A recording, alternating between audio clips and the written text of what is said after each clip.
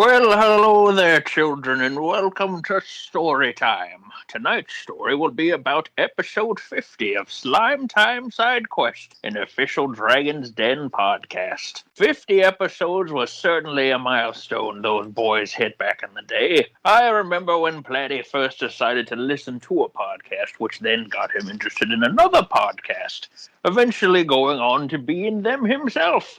Oh, right, the story, yes.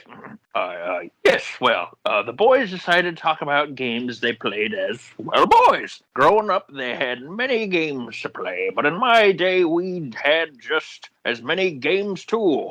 We had games like Tiddlywinks, Stickball, rolling hoops down the road with a stick.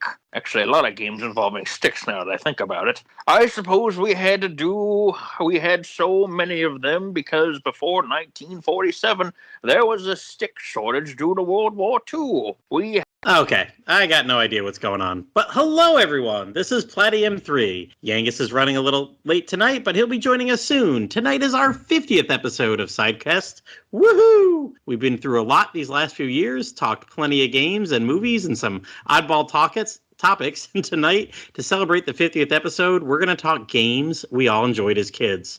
Hold on, let me see if this guy is still going. There were plenty of kids running around named John and Luke and Vance and such. Plenty of kids with Bible names at the time, though we never had anyone named Genesis or Job in the neighborhood. Sally Mae would come down to the swimming hole, but would always put up the boy. Okay, never mind. Joining us tonight, we got a good crowd of guests, so please welcome Drippy, Pendy, BSGJ, and we'll have Virtual Matt in here too. Hello. Hello. Hi. Hey, welcome. So tonight oh gosh, you know what, Jay, we're gonna have you start, but let me figure out how this old guy's still on the call. Of course, my father would sneak in by the house and always talk to me about such things going on. He'd always tell me. Excuse me, sir. Huh? Sir, hold up. Yeah, I know you're talking about your dad and everything, but you can hear me now, right? Huh? What's that? Who are you? What? Are you here to listen to? What was I going to talk about? I really don't know, and I don't mean to be rude, but I'm gonna have to ask how you got on this call. We've had this problem before, I know. Right now, though, we're still waiting for our buddy Yangus to get here, so I'm thinking maybe I dialed the wrong person. Skype. There's a lot of people on Skype, so maybe either Yangus changed his contact info again, or listen, man, I don't know. Power's gone out. There's storms in the area. Okay. Yeah, we're gonna have this guy leave the call. Okay, he's gone. Is that the legendary Yangus? Yeah, I don't know. We get some weird people in our servers sometimes, and apparently calling in when I click wrong buttons. So I thought after that game show episode we'd finish with technical difficulties like this, but I blame the storm that's going on. Hey guys, sorry I'm running late. Did I miss anything? Oh, hey Angus. We were having, you know what? Never mind. We've been having some stuff tonight. Hey, anyway, you ready to go for tonight's episode? Oh yeah, absolutely. I'm all set.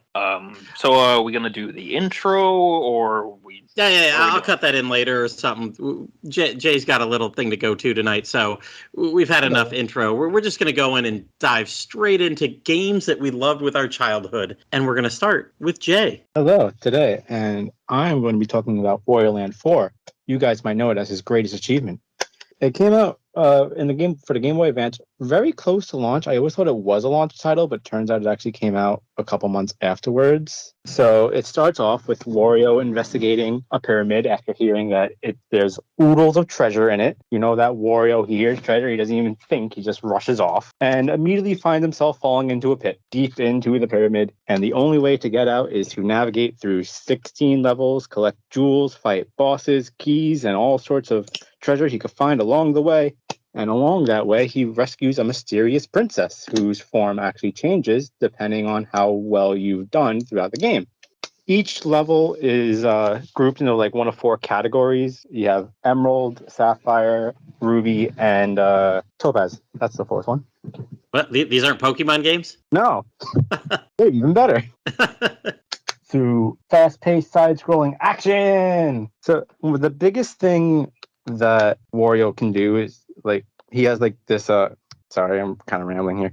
He has like this head charge that like builds up momentum as you run with it. So you can just barrel through all sorts of blocks and stuff. Getting certain height after doing a ground pound gives you a supercharged version of that too, as you break through treasure chests, enemies, and obstacles along the way. At the end of a level is a frog switch. Hitting it will open up the passage out of the level and also start a timer. If you don't make it back before the timer expires, you are booted out of the level and have to start it completely over.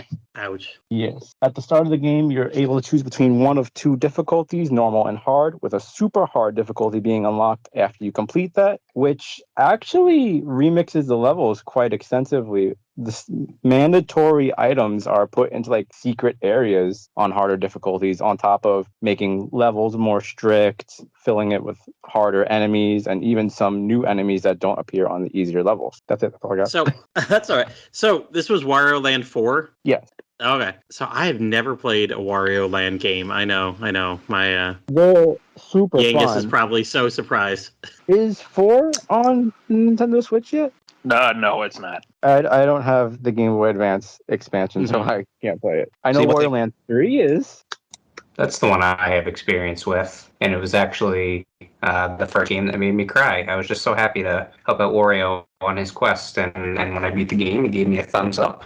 And little old kiddo me, just started crying. So I have that thumbs up saved. Let me see if I can send it to you guys. yeah.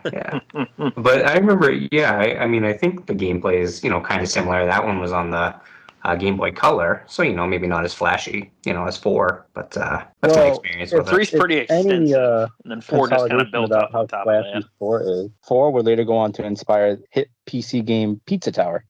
I remember seeing that, like the comparisons to it. Oh yeah, there's definitely Wario Land inspiration. The dev says that's like the kind of feel he was trying to recapture. Yeah, and it definitely matches that. Because I remember like when that game was like even in early development and seeing the stuff for it, it was like, oh yeah, this is really giving me some Wario Land vibes, and it's cool to see that game has done as well as it has, and that it's kind of brought some attention then to Wario Land because of it, and people are like, oh yeah, these games were inspired then. They're pretty cool.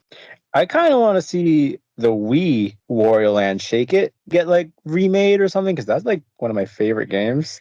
Yeah, I'm surprised that was one that they haven't tried to port over to like the Switch or something, because really, I mean, it would be kind of like when they did that one port of Donkey Kong Country Returns, just change it so maybe you don't have to use the motion control stuff as an alternative. It's like, because I remember that was one of the things that was frustrating about trying to beat stages in that game, is that the motion control stuff would sometimes be a little finicky. So if you tried to like 100% of stage and shake and Wario Land Shake it, it could be a little problematic. Yeah, the controller it's to pick up your exhausting. actions. See, what we really need for Platty is a Waluigi Land. He'd be all up on Frankly, that. I'm surprised Waluigi has not appeared in a Wario game along with him. I'm really surprised by that. You guys, it'd be funny if you were like, if I was sharing my screen right now, because I'm literally here Googling, like, has Waluigi ever been in a Wario game?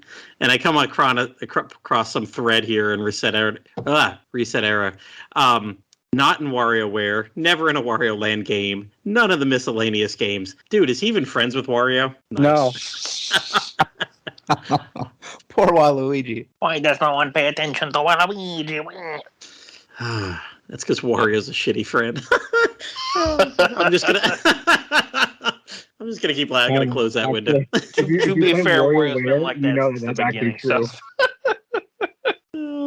As he says, I'm a number one.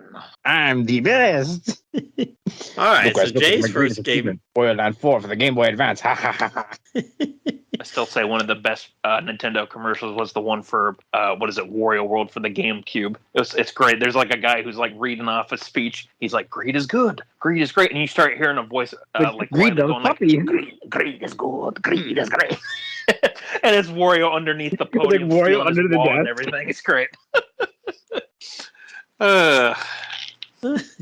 All right, well, Yangus, since you're talking right now, we'll come back to Jay. He's got a little time with us tonight, but we'll come back around to Jay. Yangus, why don't you talk one of your games? Sure. I'll start with the one that I don't need to do a whole lot of too much talking about since I've talked about them in the past. So when talking about some of the games that that I really liked as a child and what sort of were the ones that kind of had the biggest impact, I decided to go with the two games that or the first games I played, Super Mario World and Super Mario 64. I'm not going to spend too much time talking about them since I've discussed them in past episodes before. But these are the two games that introduced me to gaming in general and helped cement my like for both 2D styled games and 3D styled games. It also helped cement my love for most Mario games, and I also have a lot of fond memories of playing Mario Party 1 through 3, Mario Kart 64, Mario Golf and Tennis 64, and Paper Mario all the time, along with some other Nintendo stuff. Mario games, they always make me think of my dad, since we would play them together before he had passed away when I was younger. And Super Mario 64, why it's also been one of my favorites for song, is one that stuck with me because that's actually one that we worked together on to play and beat it. So again, I'm not going to talk too much about these two games because I've discussed them plenty in the past, I'm sure, like in the Super Nintendo episode, and I know we did a 3D Mario game or like a Mario series episode at some point. Mm-hmm. But yeah, like these two games, Mario World was the first one I ever played, and then which was at my grandparents' house, and then Mario 64 was one of the first Nintendo 64 games that I played. Wasn't one of the first ones I owned, but it was one of the first ones I played because we would rent games all the time. And I that's why I've always liked Mario so much too, because it always reminds me of when I was a kid, but also makes me think of my dad every time I play a different Mario game, especially from that era. So kind of my connection with him, even though he passed away a long time ago. But yeah, I won't ramble too much longer about that. But yeah, got a lot of love for this particular era of Mario games on the Nintendo 64 and Super Nintendo as well. Oh, you youngins. We'll get to another youngin in a minute, but I figure it may be time to go even farther back because, like I said, we're going to talk about games from our childhoods, and we're all different ages here. I think we got like a 15, 16-year spread in who we've got on the call tonight. So, Pendy, you're an old man just like me. So, but looking at your games, actually, mine kind of overlap with yours, although mine are more computer, yours are more console. Why don't you pick one of your eras that you were going to talk about and go ahead and give it a go? Yeah, that was funny. I think you and I are the oldest ones on the podcast, and that mysterious old man before was talking about the hoop with a stick. I think before this episode you were talking about, because you have me by a couple years, about doing a square with a stick. I don't know how you got that to work, but more power to you. I do remember that comment. I was like, man, your hoop was round? Mine was a square.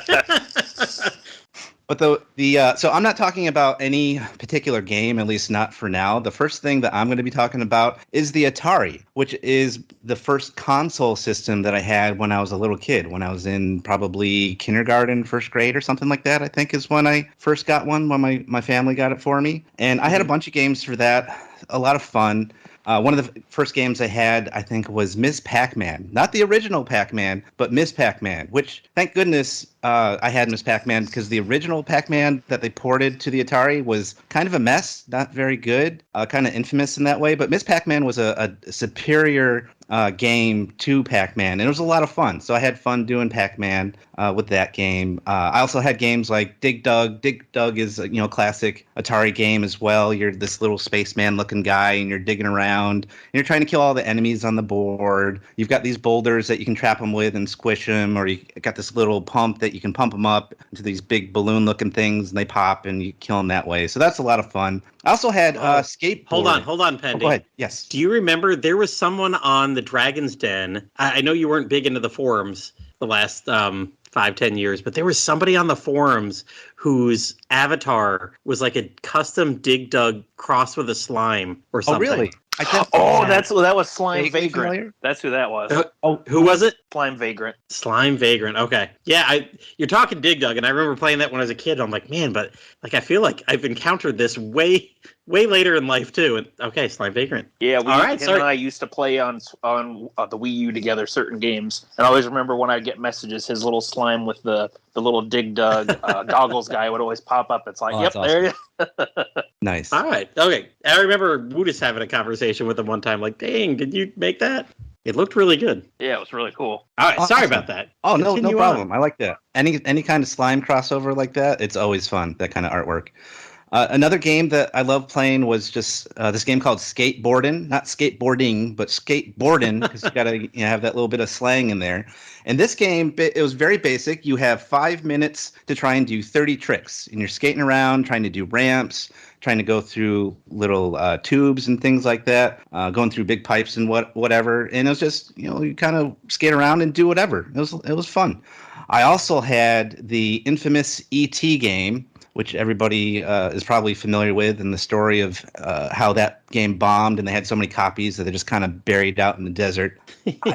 I was not a fan of it. I think I got that one for Christmas, I believe, and it was just kind of boring. You're ET and you're running around, and it's very confusing on what exactly the goal of the game is, and there's not much going on, and yeah, that was not a good one. It deserves the infamy that it has. I also had the Indiana Jones game, which was infamous for not being that great. That one I just got confused. I had no idea what I was doing in that game as an elementary school kid. I was trying to run around and collect items and avoid snakes, and just I never beat that one either. That was not a fun one. I don't know if I beat any game on the Atari. A lot of these games I had too, but man, I don't remember any credits or game over other than from death. Oh yeah, and a lot of them, and some of them I'll go over, is just like how many points can you score before you die, kind of thing. It just goes on forever and ever. One game that I think that you could be. No, actually, this one went on forever too. But I covered it in a previous side quest, a Halloween side quest, Haunted House. I'm not going to go into it since I went into it at length during one of our previous Halloween episodes. But that was a lot of fun doing that game. And then there was Pole Position, famous race car game. Oh, that was super simple graphics being on the Atari. You get this behind the view scene of the cars. You're trying to race around and avoid other race cars. And that was fun too. You're just trying to race around and get points as you go and survive. So that was fun. One of the games that I really liked that I'm saving for close to last is Pitfall, classic Pitfall.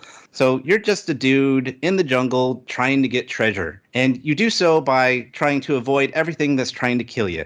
You're swinging on a vine across water, across tar pits. You're avoiding scorpions and snakes. You got these rolling barrels that are trying to run you over. You're jumping over those.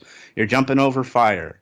So just trying to get treasure, and that was a lot of fun as well. Another one that I really liked was River Raid. And if you ever played River Raid, you're this small little jet. You're going up these series of rivers, and you're just trying to shoot everything in sight. You're shooting boats and helicopters and planes and things like that.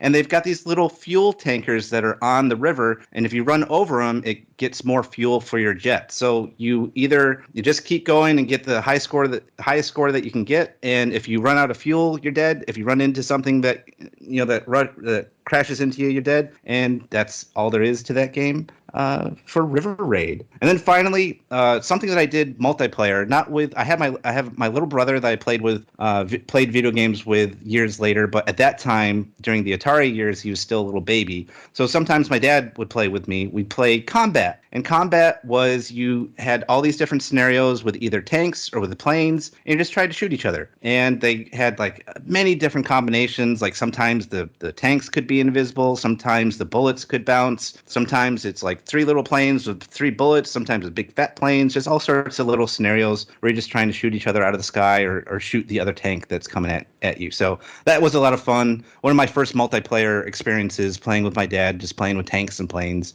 It was a lot of fun. But yeah, so that's my basic Atari synopsis of the different games I got to play for that when I was a kid, and it was a fun first system to have back then, and I really enjoyed it. Yeah, I'll follow you up because being a contemporary right there, I had the Atari. I remember it when we got it at a garage sale, and all my first systems, like we never bought anything new when I was young, at least video game system wise. I remember getting the Atari at a garage sale. I think my dad paid like $100, and we had like 20 games. And I think all but one of those games that you mentioned, we had, we had all those were kind of some of the big ones there, especially, Pitfall. God, I played that for hours and never feel like I ever made any good progress on it. But Pole Position, Miss Pac-Man, Dig Dug, yeah, all those were really good games. What my parents did spend money on, though, was computers. Like, I don't know what they thought I would do with these. I remember being pretty decent at basic coding when I was young, but honestly, I had a TRS-80 in my room long before I got a TV with the Atari to hook up and could play it in there. Oh. But the good old Trash 80, as it was affectionately known, just throw a couple of letters in there. And the TRS-80, I had the first game, I can't even recall what it was. I keep thinking it was Buck Rogers, but I have looked and searched and I can't really find what game it was. But I remember we had a cassette player that plugged into the TRS-80, and the game was on a cassette, and you had to put the cassette in and hit play and run the code, and you were playing this game. And it was some space game. You were down on a planet. I think probably it'd be maybe like a visual novel kind of thing now with some choices. It didn't have there's nothing in motion. There was no animation. It was just, you're on a planet. What do you do? Man, I really thought it was Buck Rogers, but I have looked, and there is a Buck Rogers game from that era. And looking at that, I'm like, man, that looks familiar, but this is not the game I remember putting a cassette player into my TRS-80 for. But other than game that I can't recall, there were a couple games that I remember playing forever on my TRS-80. The first one was Moon Patrol. You had this little six-wheel. Well, it was funny because it was obviously six-wheel because it's flat and it's a side-scrolling driving thing. But when it blew up, definitely only 3 tires went away since you were looking at it from the side. So they didn't think to code in the 6 wheels. But you're driving this rover on the moon, and it's side-scrolling. You're always going to the right. And you could shoot in front of you and above you at the same time. Whenever you press the trigger for shooting, you would shoot a bullet in front of you, and you would shoot up.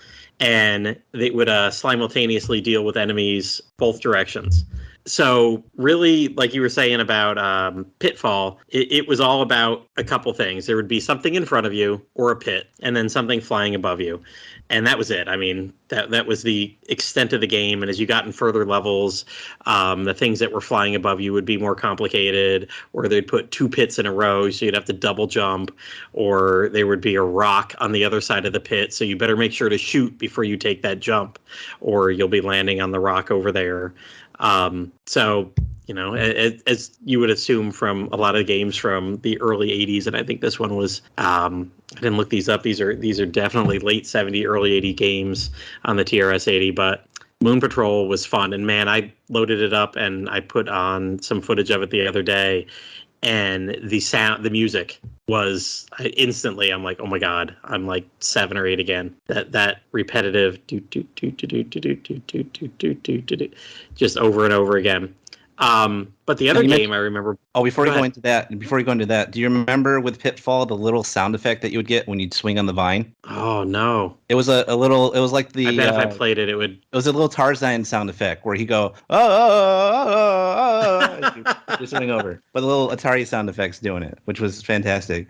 And I also forgot to mention one of the best parts for Pitfall is when you're going over like tar or water. Sometimes they have little alligator heads that would open and close, trying to eat you. Oh yeah, that was fun too. But yeah, it had the little sound effect with the vine that I thought was hilarious. Oh, I remember Moon the Patrol. alligators. Moon Patrol. Is there any difference with the arcade version? Because I see that you can actually get a version of Moon Patrol on the Switch right now for $8. So if you're, yeah, it's Arcade Archives Moon Patrol. So that's why I ask if there's any, difference. I don't know if it's the same version. Is that the Namco Museum one? No, it's so there's a certain I mean, it may be Namco, but there's quite a few games. Yeah, the Arcade Archives. They have like Donkey Kong Jr., they have Frogger, Burger Time. It's just a whole series of games that are like $8 on the Switch. But yeah, I didn't know if you knew about that or whatever. So if you ever feel like, I guess, playing it. Oh, there it is. Arcade Archives, yeah. Moon Patrol. Yeah. $8. I don't know if that's worth $8. That's like $1.99 game. I'm gonna put that on my wish list right now. For $1.09. That is the game though. Man, that is, you can see cool. those blocky. Oh man, this may be a little updated version. There's somebody shooting over there. I don't remember anybody shooting in front of you. But, right. So that's no, that's it. Different. Side scrolling, 1982. Cool. Man, that is, yeah, look at that. Who knew that all these games from, my God, that's 41 years old at this point. It's insane that it's being sold. It's insane that it's sold for $8 41 years later on that should be part of an archive. Yeah, That's pretty I'm cool. sure. Yeah, I'm sure there's a compilation out there. But yeah, because I was thinking like, oh, I think I've seen my dad play this one in an arcade. There's a I don't want to say famous arcade, up here in New England, Fun Spot. It is apparently the world's largest arcade, but I'm pretty sure I've seen this arcade cabinet before. There. Yeah, I'm guessing there's not much of a difference between the arcade version and the TRS-80. I mean, if anything, the arcade version probably is a little bit better than what could be on a big floppy disk in the trashy computer I had. And I know there's arcade versions of this other game. The last game I want to talk about on my TRS-80 was Spy Hunter. Because, oh my God, I loved Spy Hunter. I was a big fan of the TV show Knight Rider. And this came out either 1 year before or 1 year after. I was looking up the dates on these. Because, I loaded this up because you can play a lot of these games online. Basically, just like, I guess they're not Flash versions, but there's HTML versions of these games. They're so basic. But Spy Hunter, it used to start with you'd see like an 18-wheel truck pull into the middle of the road and eject your little car that you would play as right out the back. And it reminded me so much of Knight Rider because he would always be driving into the 18-wheeler. That was their base in Knight Rider. But every time you died and you had to reload, your little Spy Hunter guy would come out of these 18-wheeler trucks. And I mean, basically another basic game. You were just a car that was driving, and you could shoot out the front. You had a couple bullets out the front, and that was it. At the beginning, at least, motorcycles and little red VW bugs would go by. They'd get in the way. You could bump into them, knock them off. I'm sure it was getting points that way, or you could just shoot them and they'd catch on fire. As you progressed, you'd get cars coming at you with spikes on the wheels, so definitely didn't want to bump into them. There would be helicopters attacking. There were some like beefy cars that kind of looked like what you'd expect from the mafia in like a 1930s or 1940s movie. They were definitely chunkier cars you had no easy way to bump them off the road either. But you could get power-ups going through, and what would happen is you'd kind of drive by a semi-trailer sitting on the side of the road, and suddenly that semi-trailer would pull off, catch up to you, get in front of you. You'd see little lines come down, and if you could line yourself up very well and get into them, you could get power-ups like smoke screen, oil slicks, or you could even get rockets that would help you take out the helicopters. If you went far enough, there'd be places like bridges out ahead, and the road would split, and if you went to one side, you'd run into like a boathouse, and suddenly your car would just turn into a boat, and you'd be doing all the same kind of things that you did on the water. And if you died or something, there'd be like a tugboat that just tugged out another one for you. But oh man, I Spy Hunter was the one I would go to forever. Moon Patrol, it was just jump, a lot of just jump and shoot and jump and shoot. Spy Hunter though, like had power ups and all the different stuff. And you look at it, and again, this is a 40-some-year-old game, but it had a lot of cool stuff. Like that was one I remember actually playing that in the arcades too. So yeah, I played that in the arcade as well at a local bowling alley. I was awful at it. I don't remember getting very far in that game at all. I wasn't great, but you know what? Just by the laws of averages, I played it so much on my TRS-80 because, I mean, I really racked my brain trying to think of other games that I had for this when I was young, and that was it. I'm like, I went through like pages of stuff looking through old games, and I'm like, no, I don't think we had much for this. I had Moon Patrol, Spy Hunter, and that was it. And I think, once we got that Atari at the garage sale, and even back then, you could buy Atari games at garage sale. I that's how I remember garage sales as a kid, looking for Atari games for like $1 and $2 because I always could convince my parents to spend another $1 or $2. So. Yeah, we would go looking for games at this used video game place that was near a mall, and it looked like it was a bombed out building. It had this ugly yellow it had this ugly yellow paint job that was slowly chipping away. You kind of feared for your life as you're walking into the place, but it had this fantastic collection of used video games, Atari and NES and stuff like that. And I remember I got a lot of games that way. Mm-hmm. Nice. All right, from the early 1980s, we'll take Yo-Yo back here to some more modern times. Drippy, what game or games or console do you want to talk about first? Yeah, so I think this one could have some interesting conversations just because I want to give a highlight to Pokemon, but specifically Gens 1 through 3. So, and kind of through the eyes of the target audience of Pokemania and the end of the 90s and early 2000s. So, I don't remember exactly when I became, aware of the franchise, but I know it was big. And my earliest memory is getting Pokemon Yellow with a teal Game Boy Color for my birthday. I can't remember exactly what birthday it was, but I saw that the game came out in '99, so I would have been 6 at that time. And fun little fact, actually, at that same birthday, the 3 games I got were Pokemon Yellow, Super Mario Land, 6 Golden Coins, and Dragon Warrior 3. Dragon Warrior 3 was definitely my first one. But, so Yellow, that was the introduction. I remember, the cards were out, the show was out, merchandise and stuff like that. But it wasn't until October of 2000 is when I saw Gold and Silver came out. And me and my Pokemon Gold cartridge were inseparable. I played just endless hours of that game. And that's really when, the fandom peaked for me. That's when I was getting all the cards and the merch and stuff like that. So at this time I was 2000, so I would have been 7. So that's when the first movie and stuff like that came out. I didn't see it in theaters. But it was definitely Gen 2 was my highlight, and just everything kind of improved. But I was always in a podunk little town. I had friends and stuff like that were playing the games, but I never got into the trading, battling, and stuff like that. So I kind of played the whole thing solo. But actually, this year, I ended up completing the Pokedex for Yellow and Crystal. Crystal is my favorite game just ever. I completed those Pokedexes by myself with a link cable, like trading between the two. So that was definitely an experience I had. And then Crystal was actually the first game that I bought with my own money after a yard sale. I definitely didn't have enough money, but we'll call it my first game with my own money. I vividly remember picking it up at Kmart with my mom and starting it up with that blue background. I remember that pretty vividly.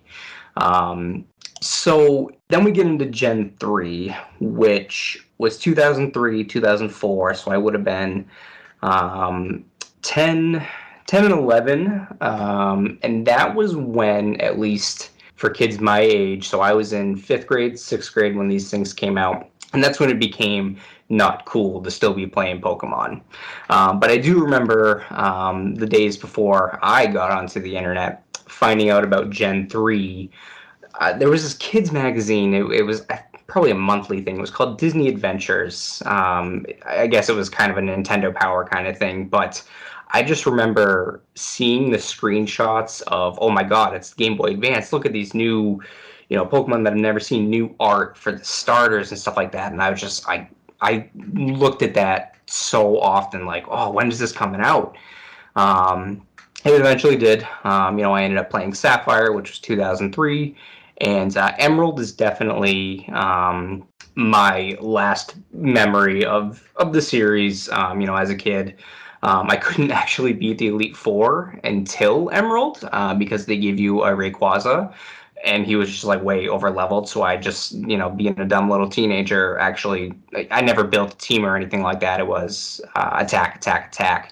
But I got a Rayquaza, finally beat it, and it just kind of phased out. I didn't play any of the DS games until I actually started working at GameStop, in close to like 17, 18, when I didn't really care what people thought, but I just have really good memories, of the schoolyard talk. I never got into the Mew was under a truck or anything like that, but, we talked about, this is where to go, this is how you beat this guy and stuff like that. And I just remember, around that time, just being less cognizant of maybe the merch and stuff like that. And I think it's because, it wasn't targeted towards me. Or maybe it was, but I wasn't looking for it. But the very last childhood memories I have of the series is going to a local Target, getting a pack of Pokemon cards. I specifically remember pulling a Blaziken and a Wailord. And then my very last memory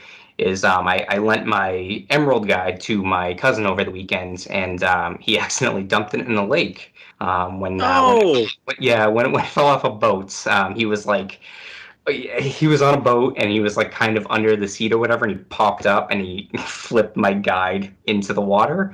I eventually got a new one, but that's kind of where my history ends. But yeah, I just wanted to hear kind of everybody's, like, obviously Platty and Pendy are older than myself and Yangus.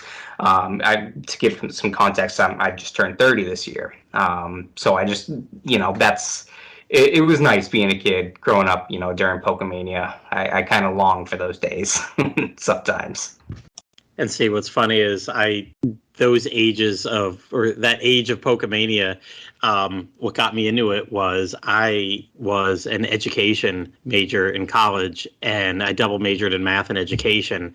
And I want to say somewhere around the beginning of my sophomore year, someone called the college and said, "Hey, do you have any male students there that could tutor my kid in math?" And I was at a very small college. There's maybe 30 of us education majors per year and maybe a dozen of us math majors. And since I was doing both of them, I can't remember which department they called, but immediately they were like, "Oh, Matt, he's doing math and he's doing elementary education."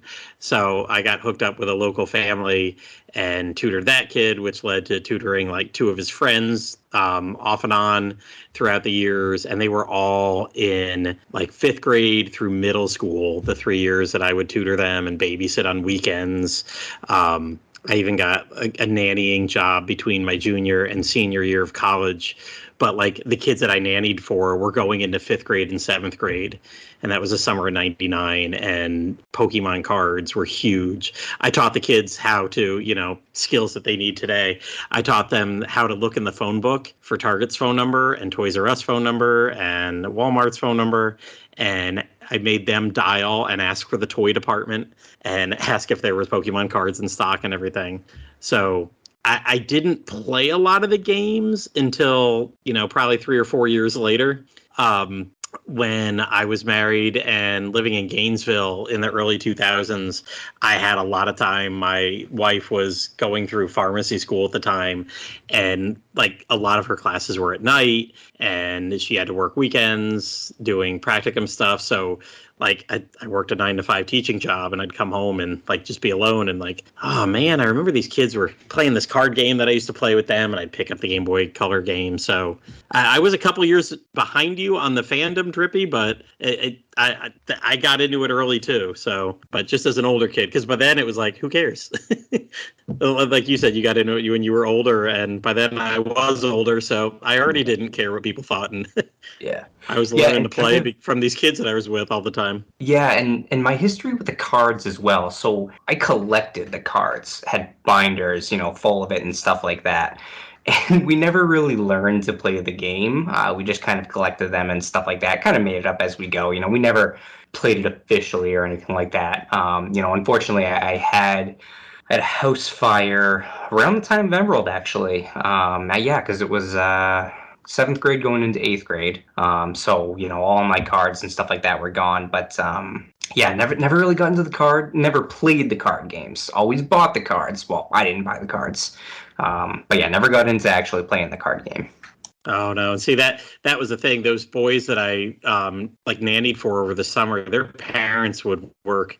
I'd get there at 7 a.m. and leave at like 7 p.m. They both worked really late. One was a radiologist, and one worked all the way across town. Gosh, I want to say he either worked for Disney and is an accountant or something in the money. But oh yeah, I guess you in the chat cracking me up. They came home late, and I would take the kids to camp and pick them up, so I had my whole days free. But mainly I was there 2 hours in the morning, 3 or 4 hours in the afternoon. and we got hooked on going to, I think it was Barnes and Noble would have afternoon battle tournaments for kids come in and battle. So I had to learn the card game to teach them the card game so they could get better at the card game so they could go to Barnes and Noble and, take on all the other 10 through 12-year-olds that were there doing that. So, and then, as it worked out 20 years later, like 2019, my kids are like, oh, we want Pokemon cards for Christmas.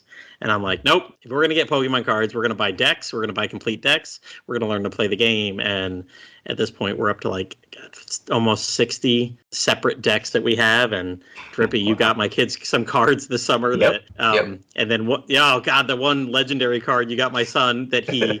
It was an epic battle. We were doing a 3-person battle, which gets crazy with my 2 kids. We've come up with our own like house rules for how to play it. 3-player, and I was just about to win. I was 1 step away from winning. My oldest son's like, yeah, you got me. There's like no way to do this. And my youngest son was kind of, he could see it coming. He knew I was going to beat his brother on the next turn. And then, yeah, whatever stupid ability that thing had, he turned it around, shifted people in and out, put an extra energy down, and was able to blow me away in like one. I was like, oh, God. That's awesome. And I took that picture and I'm like, Drippy, this card just cost me an hour's worth of time. I lost.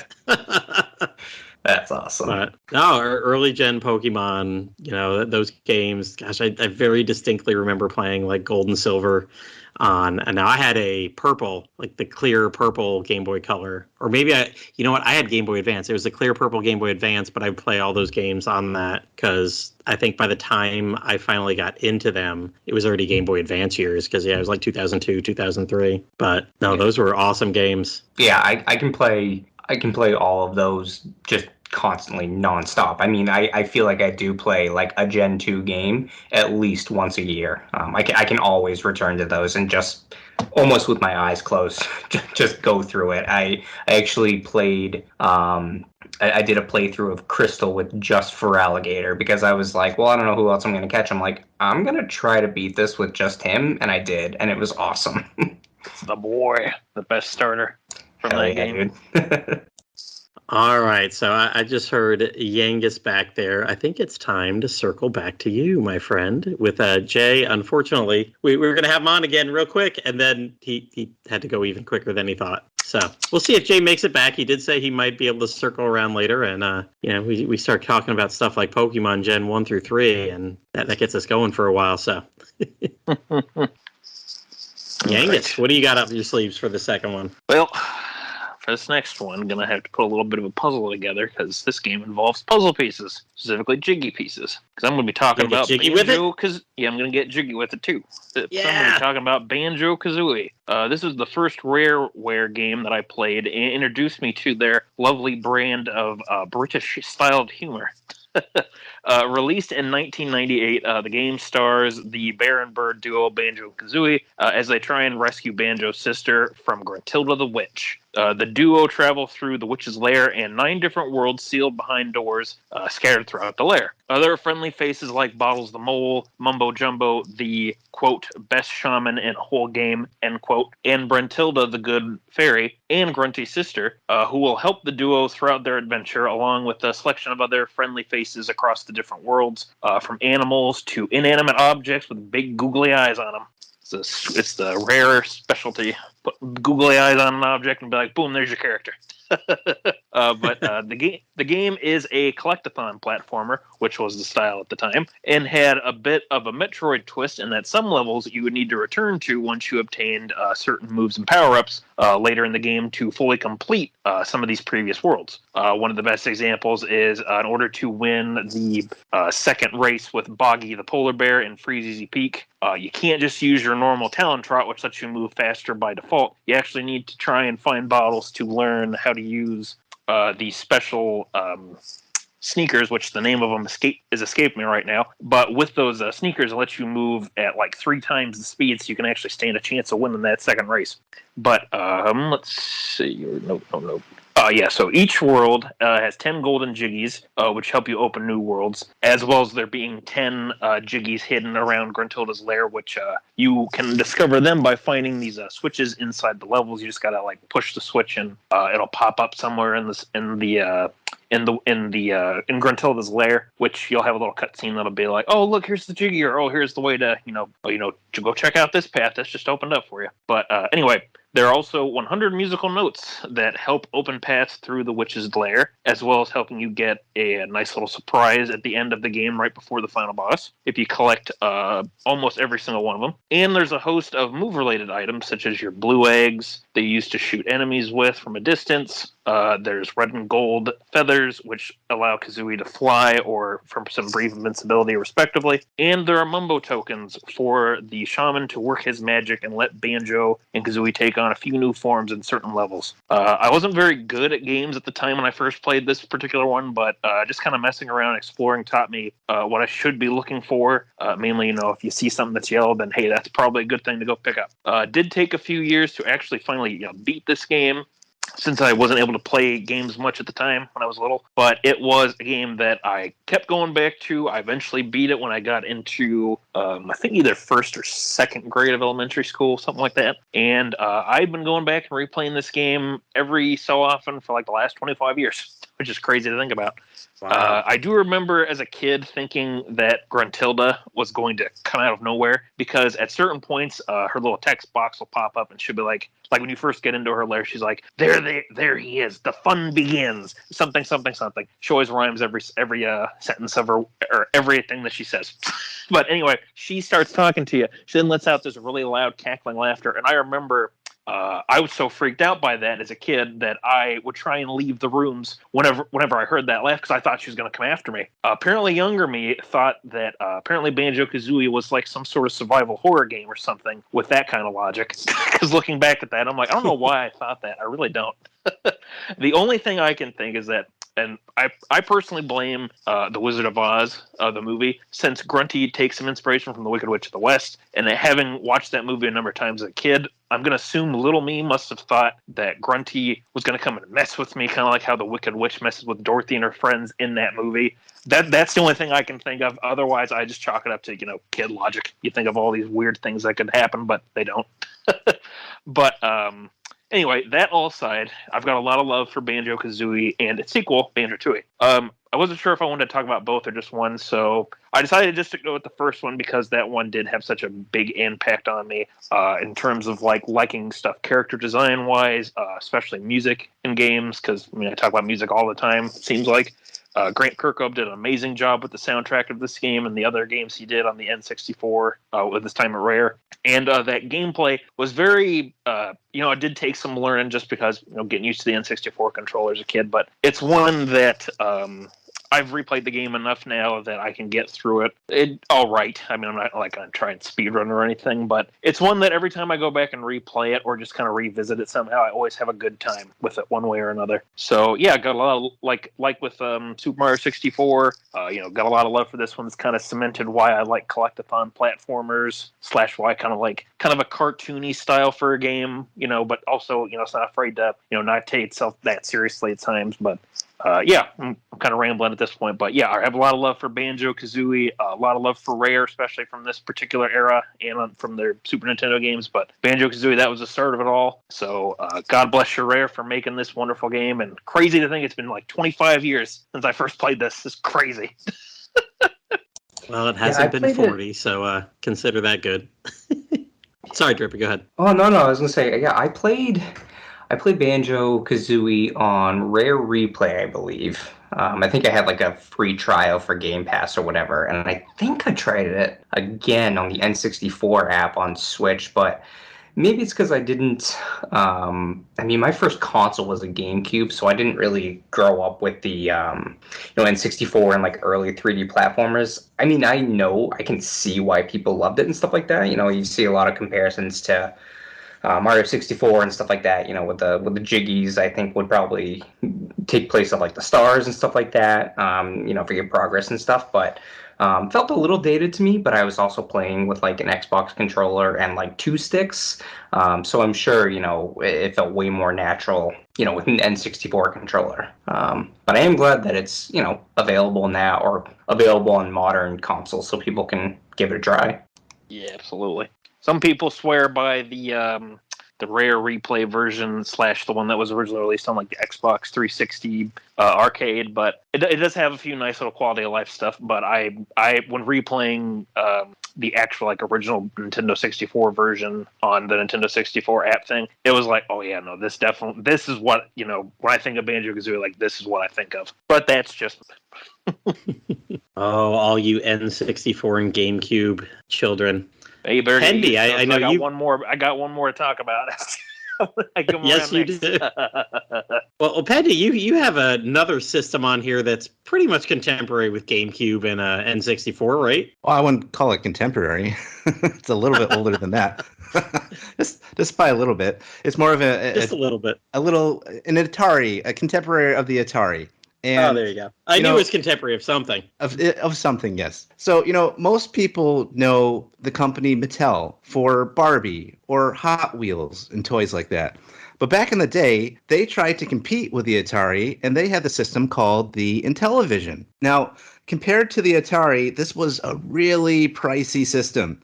And because of that, this was not a system that I had, but my grandpa had it. Now, a little background on my grandpa. So my grandfather on my mother's side was a lawyer and a decently successful one. He loved to lease a new Cadillac every few years. So he wanted to get a gaming system for his family, more so for my uncles who were much younger than my mom at the time. And he wasn't going to get the cheap old Atari. No, sir. He was going to get the premium system. So he got the Intellivision. And in my opinion, it was the superior system, even though it did end up failing and Atari won out. The television had fantastic graphics for its day and a much more precise controller with more options. It even had a keypad in it. And instead of like a joystick like the Atari had, it had a controller, like this rectangular controller and a disc at the bottom, and you would push the disc around to make your person go or whatever you were doing for that game. My grandfather bought so many games for it. I remember going over to his house, and he just had a cardboard box just full of games. Like, it had to be at least like 50 different Intellivision games. It had a pretty big library. And he had all the sports games. He had the golf game, the football one, baseball, hockey, boxing. Then he had other games like poker, Astro Smash, Cubert, the little weird orange guy that would jump up and down cubes. He had auto racing. And this was fun. Instead of the behind the car view like you have a pole position, it was a top-down view. And it actually took a little bit of skill to rev it up and make it go around the different tracks. I liked that a lot. I also liked Sea Battle. This is where you had a big fleet of Navy ships, and you'd go out and seek the other fleets. You'd be on a map, and then it'd go to a close-up view, and then you'd try and destroy each other of your different ships. The battles were pretty exciting. You had to move your ship around, and you had this little targeting symbol that you had to move around. And in live action, you had to fire off the different kinds of ammo that the different ships would have. So that was very exciting. One of my favorite games to play by myself, it was a single-player game, was called Mission X. Now, this was a top-down style fighter/bomber game. You would have this little kind of World War II style plane, and you would take off in the beginning, and you could go up or down. You had two different levels you could fly through. And there was air battles and different bombing targets. You could bomb so many things. You had tanks and ships, railroad tracks, roads, supply vehicles, anti-aircraft, artillery batteries, etc. There's also enemy fighter planes that would occasionally come at you. So thankfully you could fire off bullets in front of you, and you could take them head on, or you could go up and down the different layers to try and avoid them altogether. And you better hope that your bombs would get to all the enemies that you're trying to take out, because the ships, the tanks, and the artillery batteries could shoot you, and they had these little bullet-type shells that would kind of float around the screen, and they could get you at either level. They could get you at the lower level, or they'd float up and they try and get you at the higher level if you happen to try and escape them up there. So a lot of crazy action, and I really enjoyed it. Now, something that I really enjoyed about the Intellivision, and a big reason why I'm talking about this for childhood memories, is this game that I played with my brother once he became old enough to get decent at video games. It was called Triple Action, kind of similar to Atari's Combat, but it had a racing game was one of them, where you had two top-down tracks and you just try and race up and down, avoid cars, and you'd see how fast you could go or how far you could go without crashing. And sometimes the cars would kind of drive around like they were drunk. You had to avoid those guys. That was fun. It had a tanks game, just like Combat, a little bit better graphics for it, and it also had bouncing bullets and different options options and things like that. But the real thing that I loved about it, and it was much better than the plane option that Combat had, it was a biplane game. You had these two little biplanes and like a little balloon that was in the middle of the screen. So you take off with your little biplane and you try and shoot the balloon. If that took off, or you'd shoot the other guy and shoot that person. And me and my brother would just play this forever until they would yank the controller out of our hands, because we just love shooting each other with this game or trying to go after the balloon. And it wasn't just like a straight like, hey, your plane goes in one direction and you just kind of fly around. It kind of had similar physics to like an actual biplane, so it could stall out and crash. So you kind of had to finesse the controller just right to make it fly up and down and do all these loop-de-loops and things like that. So it was a lot of fun. It was one of the best memories I have of playing video games, was playing that game with my brother at my grandfather's house. Another tank game that was a more advanced tank game was called Armor Battle, and that was where you had two tanks per person, and you could switch back and forth between each tank at will. And you had different terrain. You had grass, you had roads, you had trees, water, and depending on where you're driving, you could drive through all of it, but it could slow you down. So if you're in water, you're going really, really slow. Or trees would slow you down and whatnot. And it was kind of like a chess match of like, which tank do you switch to and who do you try and shoot? And do you go after the one who's currently not moving, or do you head on to the other guy? Do you try and take a shortcut through the water? It was a lot of strategy to it. So that was a lot of fun multiplayer as well. Last but not least, I have to mention this one because this one is a game that you might all be familiar with, especially if you watch the video game Angry Video Game Nerd, because it's something he covered too. But there is B-17 Bomber, and I believe this was the first console game, or at least this was the first console that had voices in it. And how they did it is they had this big bulky box that you could buy, and my grandfather, I believe, got it with B-17 Bomber, and you'd have to plug in this big bulky box into the the game slot into the system, and then you insert the game into the voice box, and then you'd have voice activated system at that point. And with B-17 Bomber, the voices were weird. A lot of them weren't normal. So when you get the little intro screen that all the different games had, with a dark green background and little rainbow things kind of flashing around and the name of the game, this voice would come on. And at first it was like this robotic voice, and then it became like this weird high-pitched voice. So it'd be like, Mattel Electronics presents B-17 Bomber. It was very weird. I don't know why they went with that kind of voice. But you start out with this bomber, and you take off. You gotta have to figure out what's my target going to be. You're bombing something in England, or in Europe. I mean, not in England, in Europe. You pick your target. You pick how many bombs you're going to do. You got to calculate how much gas you're going to have to do it, because if you run out of gas, then you're done. You're over. You take off. You have several different views. So you push different buttons, and you can see out the cockpit, or you can see out the different gunner turrets, or you can see out the bomb bay door when you're getting ready to bomb. So you go towards your bombing target. You've got flak that's coming at you that you got to worry about. You've got fighters that are coming, and the voice would come on and be like, fighters, 12 o'clock. Fighters, 6 o'clock. So you'd switch to the different views and try and shoot the fighters down, and that was always a lot of fun. And if you shot them down, little voice would come on again and be like, got him. And and then when your bombing target would finally come up, whatever it happened to be, they would the voice would come on when you unload your bombs. It'd be bombs away. And then if you missed your target, the little voice would go southern again and be like, that was our target. It was so goofy. But that was a super fun game, and I enjoyed it a lot. The little funky voices were great, and the different views that you could go and shoot the fighters and all that. I just had so much fun with that game. So that was not my system. It was just a treat to go over and play whenever I went over to my grandpa's place, especially when my brother got older, to play the multiplayer games as well. It was just one of my favorite memories as a kid, was going over to his house and playing all those fantastic Intellivision games. Nice. Man, I just pulled up and I linked it in the show notes. Intellivision IntelliVoice saying B-17 Bomber 100 times. I see something in the chat. It sounds like a robot programmed. Was... Yeah, it sounds like a robot programmed in Central Alabama. I love it. Yep. A very good description. Oh, I knew, I think, one kid with an Intellivision, and yeah, that was, the controls were definitely different. I was looking here, Yeah. Games came with little things because it basically had like a phone pad with the numbers on it and showing you how to do it. Yeah, because it came with different a lot numbers. of games would come with little overlays that would go over the little gamepad. So then you would have different button options. So they'd have like a little fun, like colored in overlay and have like little characters and art and stuff like that, and be like, oh, this is the button for the bombs, and this is the button for the guns, this is the button for whatever. So you could have all sorts of different programming options that you could for many different games, which is great. I think the reason why it failed was because it was just too damn pricey. It was one of those situations where the Atari was very affordable, and so people went with that option instead. Mm-hmm. Nice. So, all right, I'll bring us out of the early 80s. Well, kind of. One of my games will get us out of the earlys into the mids. But after the Trash 80 became outdated in my house, I did get a console, and my best friend did as well. We both got the Commodore 64 computer. That was the next step up. So the Commodore 64 was pretty much a lot like the Trash 80, just, the next step up. You had to type in code to get things to run and whatnot. It would just bring you to a command prompt.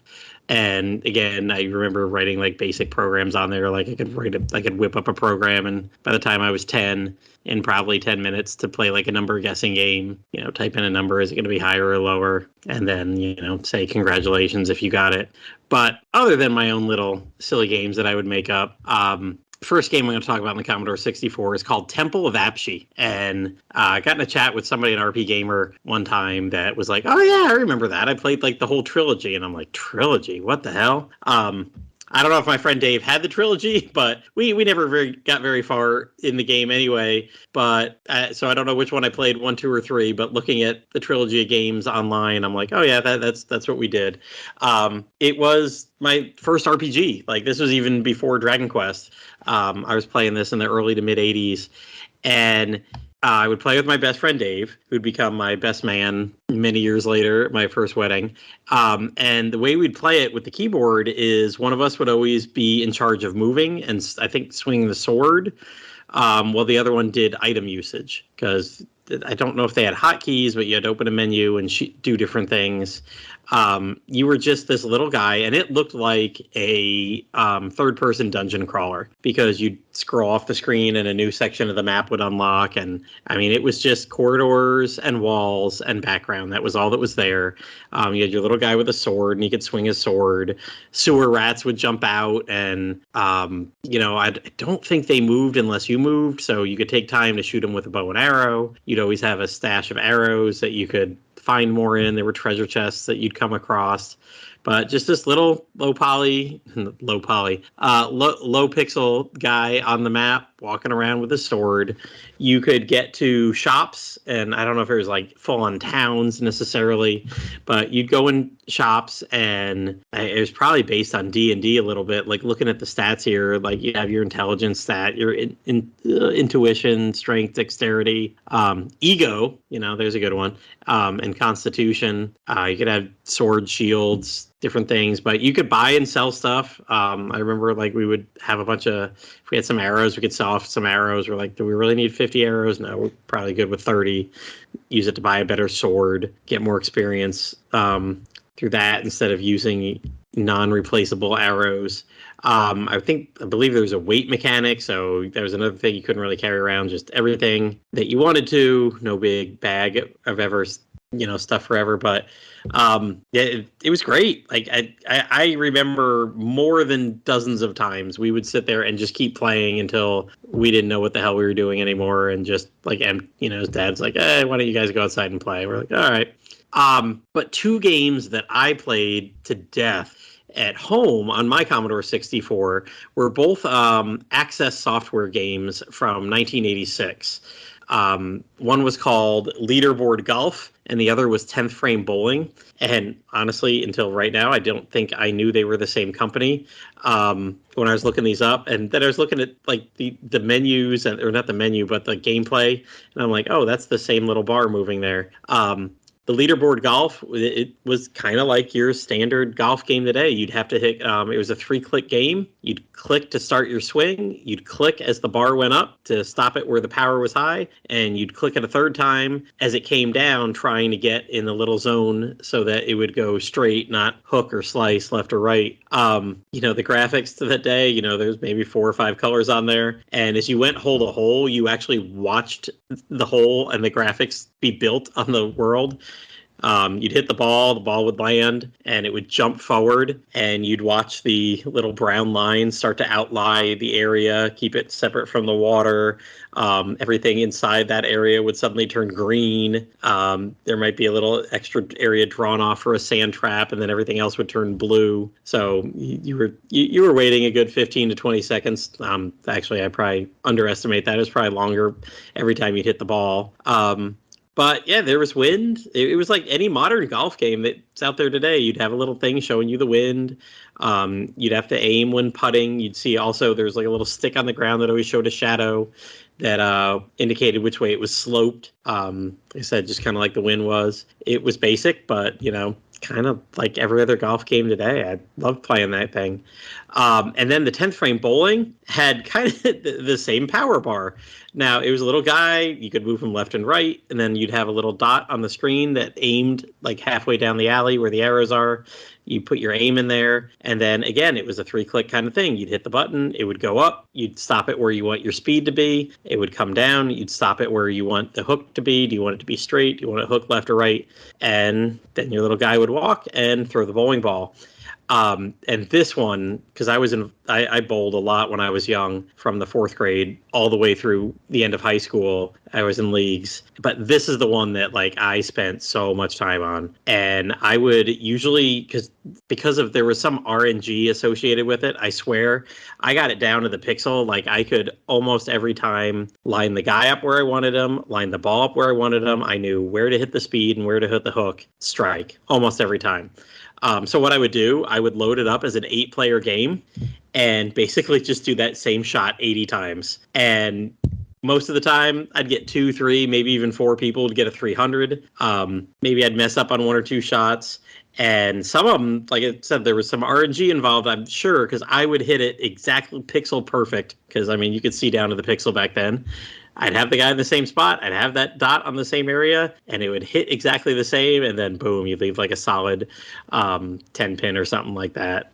So, being that perfectionist, I wanted to get it to 300. I definitely skewed the odds my way by playing 8 players at a time. And those games were great. But the game, and I've already talked about this, so I won't talk more than a minute or two anyway. Ghostbusters. I think I talked about this almost exactly years ago. There was a 1984 Activision game, Ghostbusters, on the Commodore 64, and I'm pretty sure this one was the exact one that was ported to the NES and other stuff. But you'd start out as poor little Ghostbusters. You'd have like 1 trap. You'd have a VW bug that took forever to get around the city. You'd kind of move your little icon in a 2D thing. You'd say, oh, this house up here is flashing red. So you'd move your little icon there, click on it.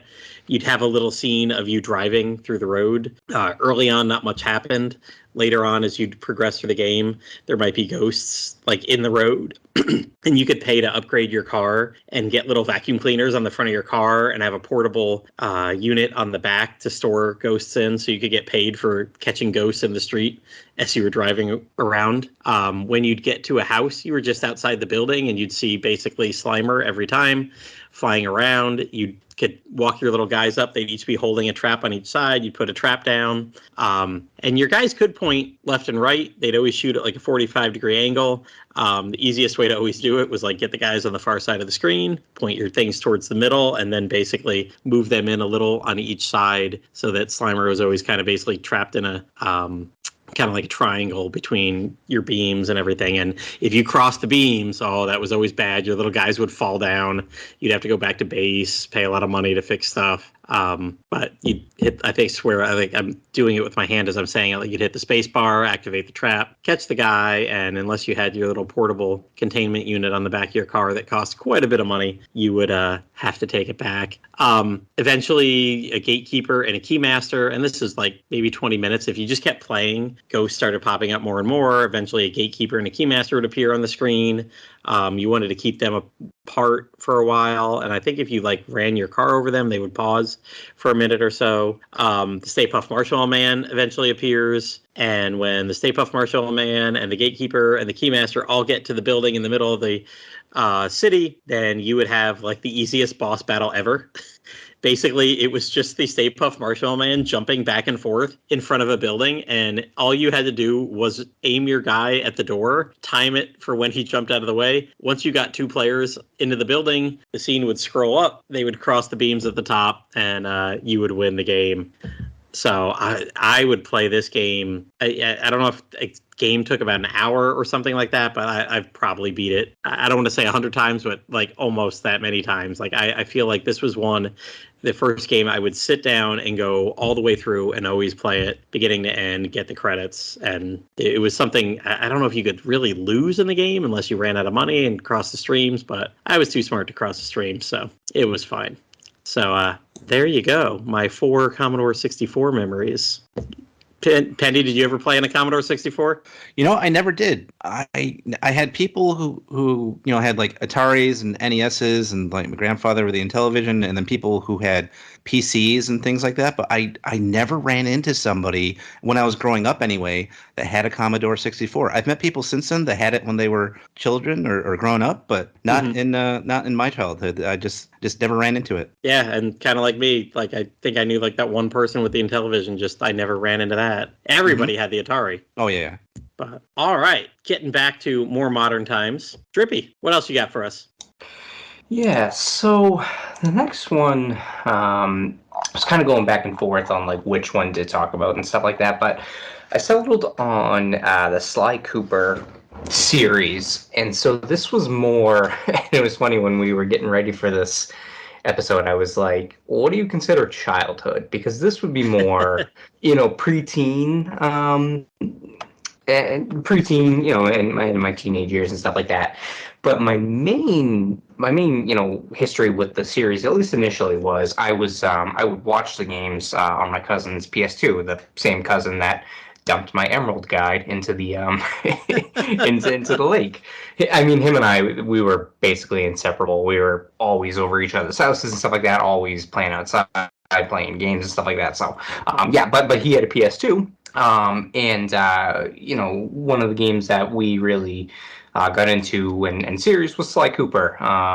So this was Sucker Punch, who nowadays makes, well, they did make the infamous series. They did Ghost of Tsushima and stuff like that. But I would play them every now and then, but I really got into it on the HD collection for the PS3.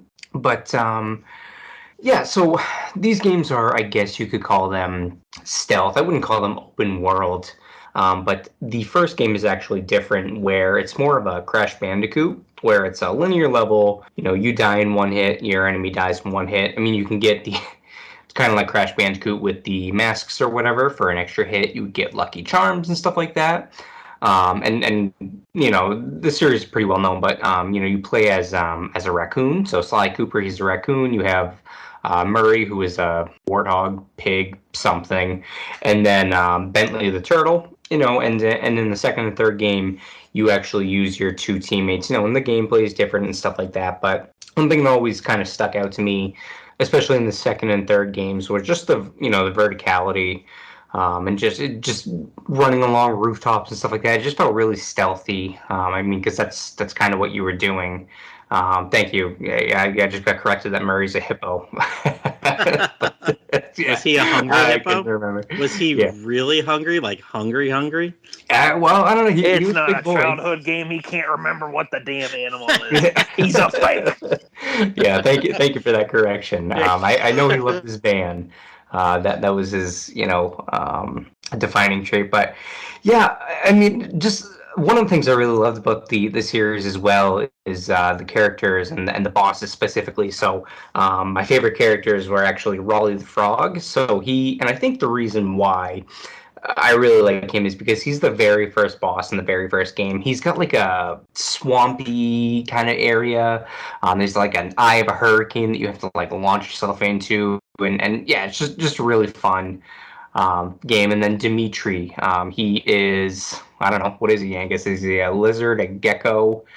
He's in the second one, but I don't know. I just know who the main trio and what kind of animals they are. Yeah, Here, I yeah, don't know well- the other ones. yeah. So Dimitri is in the second game, and he's the first boss, and he just has like the grooviest boss fight ever. If you just look up like "Greasy Sweet Slide 2," man, that song is just awesome. But yeah, so that was probably would have been mid 2000s or whatever. And a fourth game did get released in, I believe, 2013. I had just stopped working at GameStop, but I do remember picking it up at GameStop. It got released for the Vita and the PS3. It was made by Sanzaru Studios, and it actually ends on a cliffhanger that hasn't been and likely will never be resolved. It's actually been 10 years since the last game. Yeah, it's just a really fun game. The other games I was going to talk about was Ratchet and Clank, so they always kind of get compared, a furry main protagonist, doing platforming and stuff like that. Fun power-ups and everything like that, upgrades, but definitely the star of the show was, the characters and stuff like that. And they're, breezy games, probably 10, 15 hours, for the later ones, probably even less for the first game. Just really fun platforming, and I think that playing and watching the PS2 and stuff like that definitely propelled my love for like Sony and the PlayStation, because I haven't ever since probably PS3 and then PS4, PS5. I've just been all PlayStation this entire time, and those those exclusives definitely are what made me fall in love with the brand and the studios. Nice. All right. So does that bring us around? Yeah. I don't have a third one. Pendy, you have a third one, right? That you were going to talk about? I do. Yes, and this is a great one. I love this game. Oh, I bet everybody does, but probably not.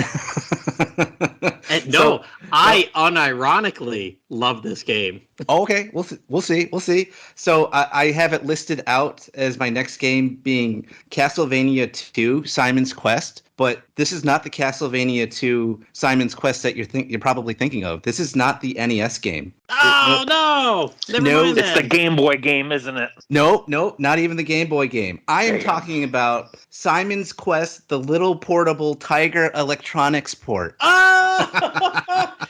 Oh, you know what's funny? I actually was going to type that in and talk about something earlier and be like, I didn't want to get into the Tiger Electronics games because I had so many of those. But, there we go. You got one. Yep, I had the one. I only had one of these Tiger Electronics games, and it was Simon's Quest. The game was awful. It was unforgivingly difficult. But as far as portable gaming systems went at the time, that's all I had. I wouldn't have a Game Boy until years later. So whenever there was a road trip or someplace to travel or something like that, I was playing it like it was my job. I didn't care. I was like, I'm playing this game. I'm going to try and beat Dracula. So there was only 4 stages. The first two stages had a daytime and then increased difficulty when it turned to night. The last 2 stages were nighttime only. Your little Simon would have this whip, and you could whip behind you, could whip in front of you, and you could do the same thing when you jumped up. You also had these 5 powerful daggers you could throw at enemies, but that's all you got the entire game. There's no replenishing them at all. That's all you had the whole time. Now, you could revive your health. There were these little dark orbs that would appear at ground level at random points, and if you destroyed them, your HP would go back to full health. You would advance the stage by getting a certain number of points and go from stage to stage. You would battle bats, skeletons with or without shields, and they would chuck little bones at you. You had these little fishmen and gargoyles that would spit fireballs at you. There's these flaming skulls that would try and chase you down from behind. And all the while in later stages, there's these pits of lava that you would try and jump over. And they even had like this moving platform in the last stage that was pretty difficult. Now, if you were good enough, you could get to Dracula at the end of stage 4, and he was incredibly difficult. He had these little fiery death rays he would shoot at you, whether you were on the ground or up in the air. Now, because I played this so much, I was able to beat Dracula from time to time, just because I just played it again and again and again and again. And one of my fun memories about this game is when we went on a school trip. It was to see an orchestra. I don't remember exactly what it was. Maybe it was like one of those Peter and the Wolf type presentations or whatever, but I was not interested whatsoever. I was bored. I snuck in my little Tiger Electronics Simon's Quest game, and I took it out, started playing it with the sound off, thinking I was Mr. Sneaky. But nah, one of the teachers or one of the parents that were with us saw me playing it, took it from me, and that was the end of that. I got the game back later, but obviously that was the end of playing that game during that little school trip. So that was that's like one of the memories that I have just ingrained in my brain about me getting in trouble for playing that in the middle of a school trip. So that was fun. But yeah, that was my experience with the Tiger Electronics port of that game. Now, if you think that my description sounded like it was exciting, maybe it's a great game, no, it's not. It's really not. You're not going to have a fun time with this game. It's very simplistic, and it's just not a great game. But if you want to give it a go for it. Try and beat Dracula. Whip him down. Get those whips. Use those daggers. You can get them. But no, that was my experience with that particular game when I was in elementary school for that. You can pick this up for about $25. $25 seems the going rate here for this one. And you know what? Now that I look at it, I remember playing this. Oh, you played it too? I don't know if I ever beat Dracula. I definitely played this. Yeah, I am zooming. There's one of the eBay ones actually has it turned on and has the picture of it, and I'm like, oh my god, I remember that guy in that pose. I remember the fish man. And when you were talking about the little orbs and everything, I remember this. Yep. God, yeah, I probably had about a dozen of these tiger things throughout the years. Oh, okay, and, okay. Yep, every summer we would drive up to the mountains and drive around up in the mountains and drive back, and it was a lot of playing Uno in the backseat with my sister and a lot of Tiger Electronics. as much as the batteries would let me play. That's right. I think they were. I forget how many batteries it took, but it was like AA batteries. I think. In the back, might have just in the back. been 2, maybe 3. I'm trying to look at. I'm looking at the picture here. It's 2 or 3.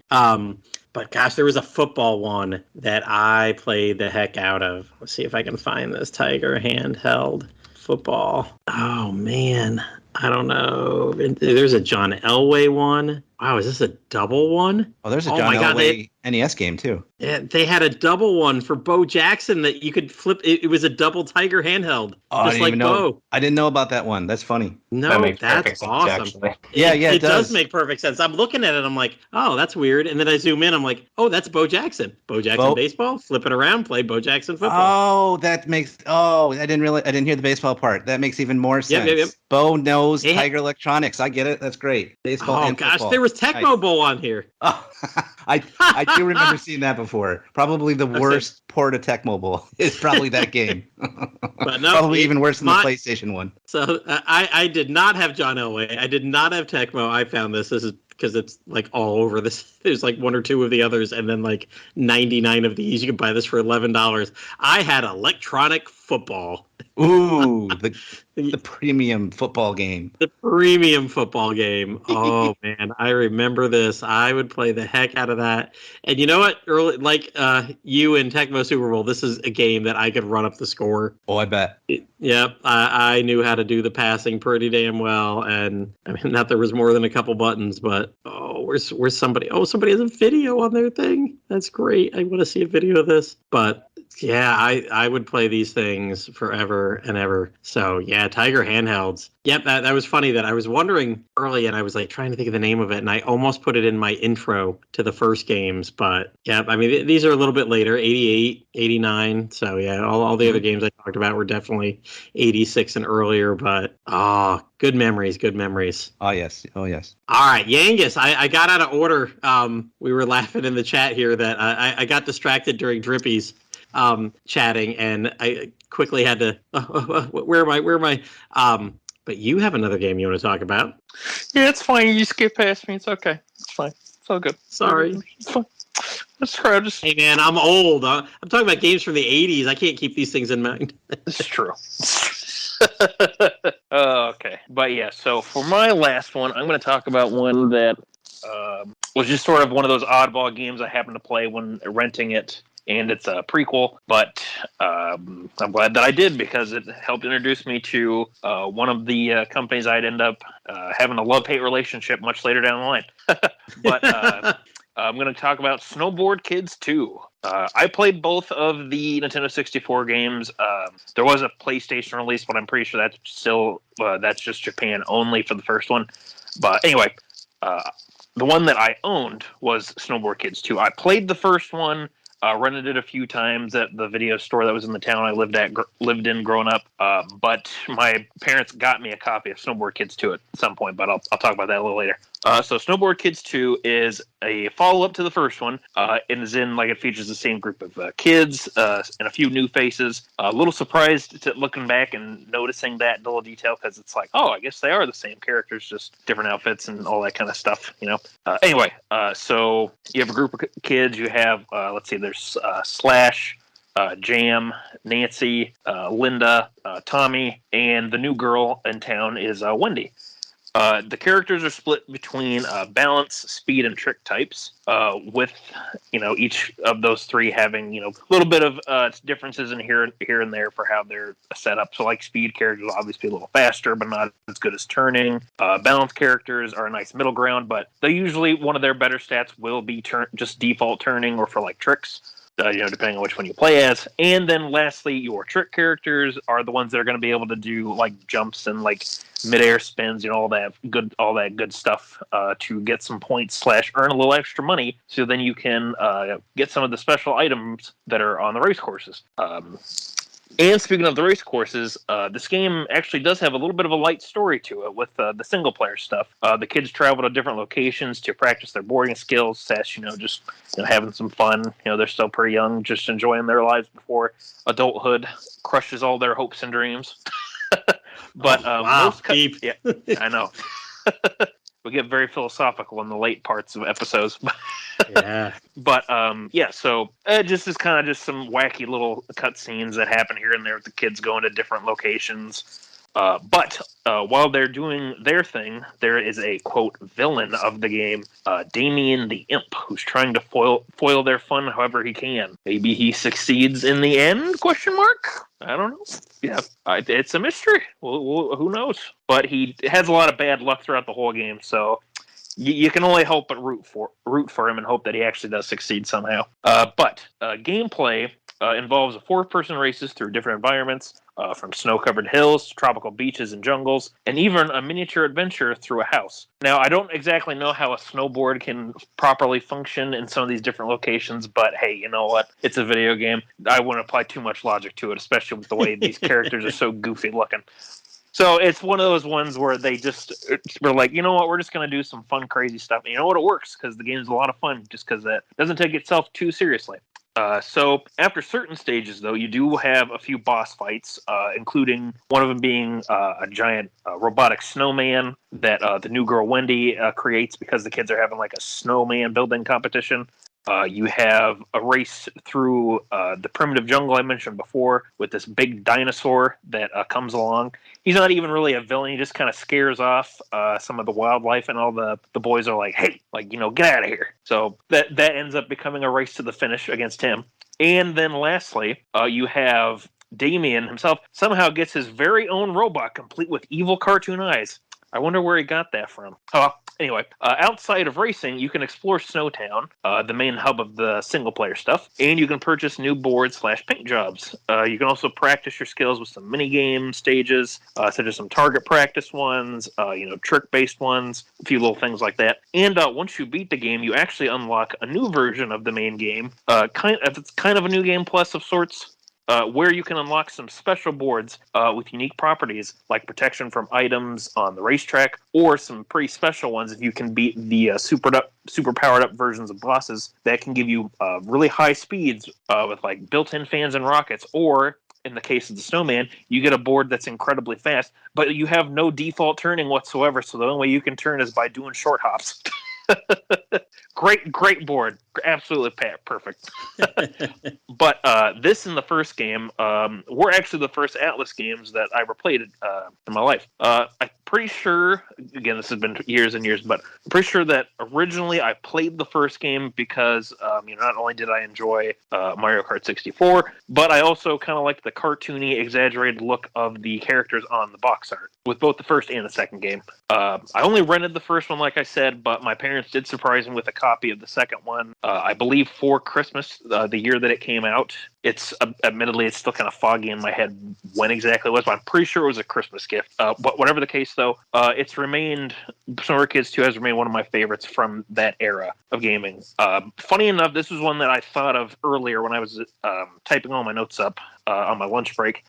Just completely random thought I had. But I think Snowboard Kid 2's music and its unique sound was actually what led me to like the music of Etri and Odyssey 1 through 3 so much like years later. So Snowboard Kid's music I'm pretty sure it's not composed with PC-88 style sound fonts as far as I'm aware, but a lot of the songs do have kind of a bell sound and a keyboard aesthetic to them with tracks such as Jingletown and Iced Land, from Snowboard Kids 2 that really go for that kind of distinct kind of sound, and it's stuck with me over the years. And eventually, like 2010, when Etrian 3 came out over here in the US, I started hearing that music, and it must have been like just kind of one of those subconscious memory sort of things that kicked in. Because when I got thinking about that today, it's like, oh yeah, they do sound an awful lot alike. So maybe that's part of why I got drawn to Etrian 3, years later. Kind of like with how I played Dragon Warrior Monsters first as a kid, but then years later, I kind of discovered this is like a spinoff of this series called Dragon Quest that now has been coming out more over here in the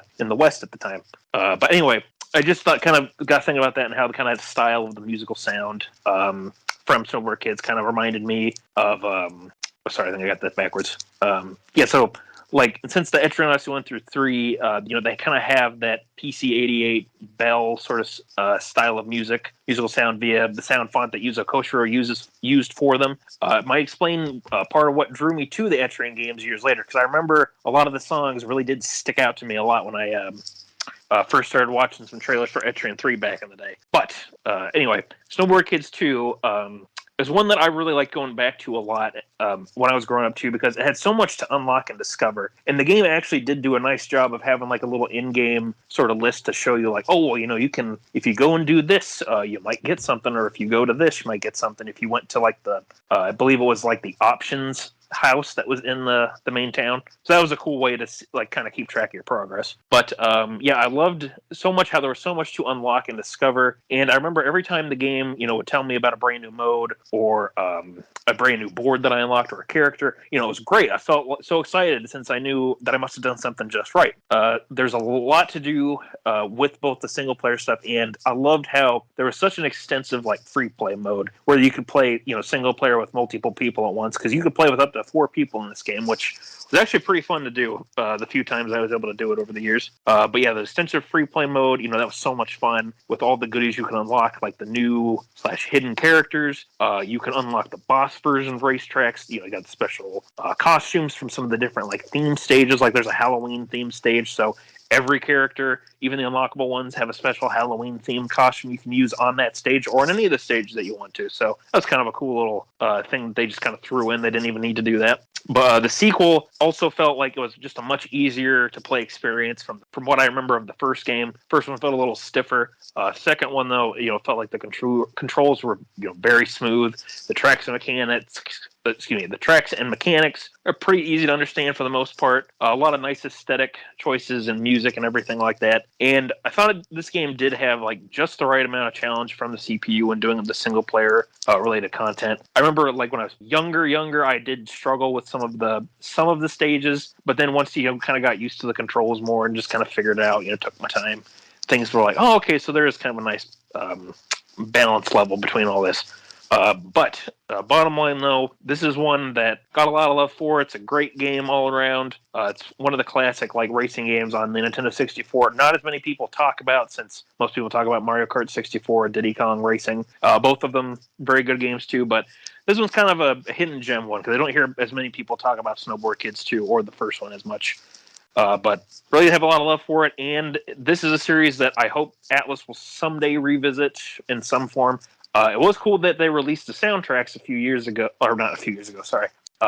Like a few months ago, like I think it was in either late December, early January that they released the original soundtracks for like the first 2 or 3 games onto like iTunes and Spotify and all that stuff, which is really cool that they did that for the anniversary. So hopefully that means maybe we'll get to see some sort of like remaster, or that we'll get to see like the first 2 games on like the Nintendo 64 app of some kind, or at some point in the future. I mean, but yeah, got a lot of love for this oddball little series of N64 games, but especially got a lot of love for the second one. Just while I'm thinking about it, so you'd mentioned, remasters or something like that. I don't know. There's got to be some kind of love for it, because I don't know if you've gone to Fangamer and stuff like that, but they actually have a collection for snowboard kids. They got a couple shirts. They got one sold out. They have a pin that's sold out, but they have a scarf, and I'm pretty sure this is like official merchandise from Atlas, so they're at least thinking about it. And I was looking on eBay and stuff like that, and the first one seems to be a little bit more expensive, like $40-$50 maybe. Second one, yeah, seems to be a little bit cheaper, anywhere from like 20. There's some people that are trying to get 50 or whatever for it, but seems like a pretty popular thing. The aesthetic is really cool and everything like that. So yeah, I love the cartoony art style of the characters. They're very exaggerated looking features on them, but you know what? Mm-hmm. I think it's great because it makes the characters kind of stick out all the more. For like, I mean, I'm no expert on art design or anything, but they were something that caught my eye as a kid just because they looked so different, but in a good way, kind of different, not just oh, that looks weird. Yeah, it's unique, and because I mean, when did this one come out? Because it's like, oh, was that? Like that I don't everybody remember. Was, let's see, into skateboarding and X Games and stuff like that. Yeah, I'm seeing like 99, or that was in Japan. But yeah, it's pretty cool looking. Yeah, it kind of reminds me of the difference between, like, you had the snowboard kids on the N64, and then you also had 1080 snowboarding, which had a little more realistic graphics. But it reminds me of like the difference between the NES hockey games. Like, you had Steel as a Blade that was more realistic, but then you had like Nintendo's Ice Hockey, which had a little fat guy, a little medium guy, a little skinny guy, and they're all a little more cartoony. But I remember between those 2 hockey games, they're both pretty fun, but I like the little cartoony one more when it came to the 2 hockey games on the NES. Unfortunately, I never played the skate or snowboarding kids games, but I did play 1080, and that was a lot of fun on the N64. Nice.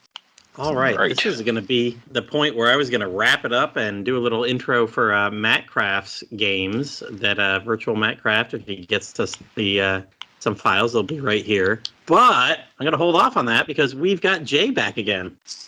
Hello, I'm back. Hey there. Perfect timing. Yeah, for real. Wow, that worked out perfectly. Hello. It did. So what other game or games did you want to talk about from your early childhood? Game I wanted to talk about was Glover. Glover. Made by Hasbro Interactive back in 1998. I don't even remember buying it. I kind of just had 2 copies of it, one for N64, one for PlayStation. I don't know where they came from. Send help. So, Glover, you play as the glove of a wizard. One day when the wizard was making potions, he made a mistake. Things went wrong. Wizard got turned to stone. One of the gloves fell into the cauldron and turned evil. One of the other gloves flew out the window. Castle exploded. Crystals went everywhere. Your glove, trying to prevent the crystals from smashing against the floor, turned them into rubber balls. And then they bounced away. So now you got to go into all these different areas, find them, and bring them back to the castle. There are 6 different themed areas. You got Atlantis, a circus, a haunted house, a pirate area, a space area, and a prehistoric area. That's the one. So you directly control Glover, and he indirectly controls the ball by throwing it, bouncing it, slapping it. And you can also change the shape the ball is in. At its default, it's a rubber bouncy ball with, pretty good movement, pretty good bounce, soft. But you could also change it into a bowling ball, which is slower, heavier, sinks in water to take out enemies. A little marble that's also sinks in water, but isn't as slow as the bowling ball, and is also magnetic for certain puzzles. And the original crystal, which gives you double points for collecting pickups. But if you hit anything too fast, it breaks and you lose a life. It originally came out on the N64, but later got brought over to the PlayStation, like a year later, and actually made a lot of changes, like the level design and stuff like that. One of the biggest changes that I've noted is that the PlayStation version has more stuff packed into the levels, and finding all the pickups actually gives you extra health, which is definitely appreciated in later parts of the game. One thing that's really interesting about Glover is that it did well enough for the developers to get a sequel, but due to a whoopsie when it came to ordering cartridges for the Nintendo 64 version, they ran out of money and never finished it. There is a playable ROM rolling around on the internet somewhere, but it's not totally complete yet. It's actually out on Steam too. I think that came out like a year ago. Yeah, like last year. Yeah. So I don't know if that's like the complete version you're talking about, but I do remember seeing that. Everybody's like, really? Glover? Oh, okay, cool. Thing is, I've heard that the Steam version messed with the frame rate, and that changes a lot of things about like the physics of the game in not so great ways. Yeah, and I heard it had some like weird DRM kind of stuff too, where it like That I didn't know. That's yeah. Yeah, sometimes with these N64 era games that they try and bring back, and they're like, "Oh, we made it like 60 frames per second." They really shouldn't, because it messes with what the devs purposely did to, deal with the slowdown. Yeah, I know another great example of that's like Donkey Kong 64. If you play that on Wii U, like I ended up getting that before the whole Wii U shop thing got closed down. It definitely makes a difference, because the game is used. It was originally programmed with this kind of slowdown in mind. So without that slowdown, there's some stuff that actually is more difficult because of it not being present in that emulated version. And I've heard the same thing with Glover. With the release that's on Steam, it does the same thing, kind of messes with some of the timing on stuff. Yeah.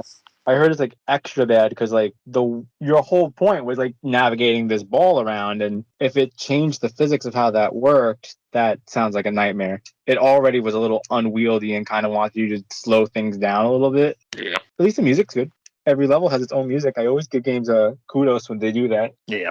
I remember seeing a commercial for this game back in the day too, where it was like, some heroes are born different. Some heroes look different. Some heroes are a glove. And like the whole time the announcer's talking, there's different, it's not quite the version of the character. Like there's not Lara Croft. There's like not Scorpion that pops up. And they keep getting hit in the face with like the default rubber ball that Glover can turn the crystal into. Like every time the announcer says something, and then at the end it's like it's a glove, and then there's Glover there, and then it like shows some gameplay, whatever. But I just remember it was so funny. Like there's this Lara Croft looking woman that comes like out of the bushes, and she's like, she's looking like she's gonna get into a fight, or she's gonna be real badass. Then it's all of a sudden this big beach ball comes flying off the screen and just smacks her in the face. Yeah. If I recall, they also did a collaboration with WWE, which was still WWF at the time. And it's like, gotta love the glove or something stupid. Oh yeah, I think there was. I think there was a commercial for that. I miss 90s commercials. They were so weird, but they're so great, and like crossover things like that. They don't even see big commercials at all anymore, which is kind of disappointing. No, now it's a bunch of like infomercial stuff where it's like, if you take this pill, it helps cover all of your needs for fruit or vegetables. Weird stuff like that. It'd be nice if they had those types of modern commercials, but it was 90s style. Extreme vegetables, extreme fruits. It just show like somebody like driving around a golf cart. They got like one of those t-shirt cannons, but they're like shooting out like tomatoes and potatoes and stuff like that. do melon. You need more potassium in your diet. Have some bananas. like an avalanche of bananas. Yes, there you go. There's your Donkey Kong commercial. It's an avalanche of bananas. Time to get that banana horde, boys. Oh boy, you know what, Pendy? I think I mentioned it in our sports chat at one point, but I think it was 2 weeks ago or 3 weeks ago. Florida State was playing some hapless team early in the schedule, and it was only on like the regional ACC network, and both the kids sat up watching it all the night with us. But all the commercials were just like the lowest, like infomercial kind of stuff, and all local commercials for just like local restaurants that I was like, damn, I've never seen like any of this on network TV or anything. You know, you can't budget for a regular station. You can play it during junk football on the ACC network. And oh man, my kids were dying that they were even like, what is this? Because first of all, they barely see commercials except when we watch football anyway, because it's all Netflix and Hulu and whatnot, and we pay for all the ad-free tiers. But oh man, like infomercials, they were getting a kick out of, and I'd call it every time, like, this is going to be $80, and they'd be like, no, Daddy, look, it's 5 payments of 20. I'm like, wait, hold on. Call now, and we'll slash one payment down to 80. Of course. I was like, you kids will never know the horror of literally watching hundreds of these a week.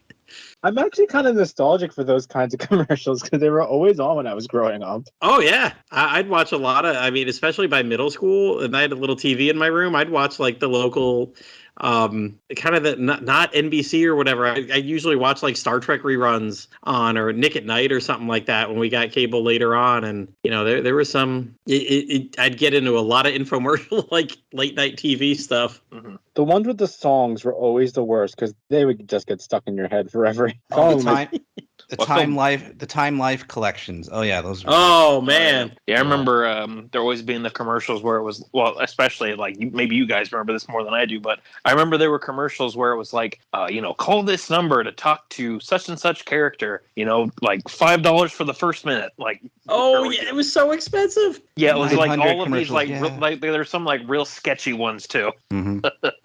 They were fly by night psychics and yes. Characters. Yeah, it was like you'd call the number and they'd be like, "Hey kids, it's me," like Bugs Bunny, or "Hey kids, it's me," like, you know, Raphael from the Teenage Mutant Ninja Turtles. You know, call this number and you can, we'll talk to you. Yeah, they're like but then they'd real quick be like, it costs like 2 minutes for every minute. Blah, blah, blah, blah, blah, you know, just lifts out all that stuff. Yeah, I think they're like 1-900 commercials where. Yes. Oh That's what the main numbers usually were.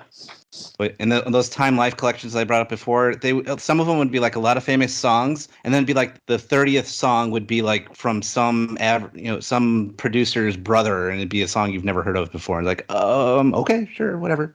And they usually scroll through them all, and like after a moment, you'd be like, "What? Yeah, what hit songs in the '80s? I never heard that song." Yeah. Now on Kids Bop 32. Yeah, kids these days have their own versions of the Time Life collections. Just grab the whole Kids Bop collection. Yeah, so I can't believe stuff like now. That's what I call music, and things are still going to this day. Like I think they're on like 89 or 5,000 or something. I have no idea. They don't do the CDs. They do live tours now. It's ridiculous. Oh my god, they do live tours for it. Wow. Yeah, apparently. Oh man, I'm gonna have to look that up. I would never go to it, but I just want to see what exactly like they entail if there's a live version of this now. Because I remember when like those, that's what I call music CD collection things were like the big thing, like when I was growing up too. Because there was like that, and there was Kids Bop. 87 just came out.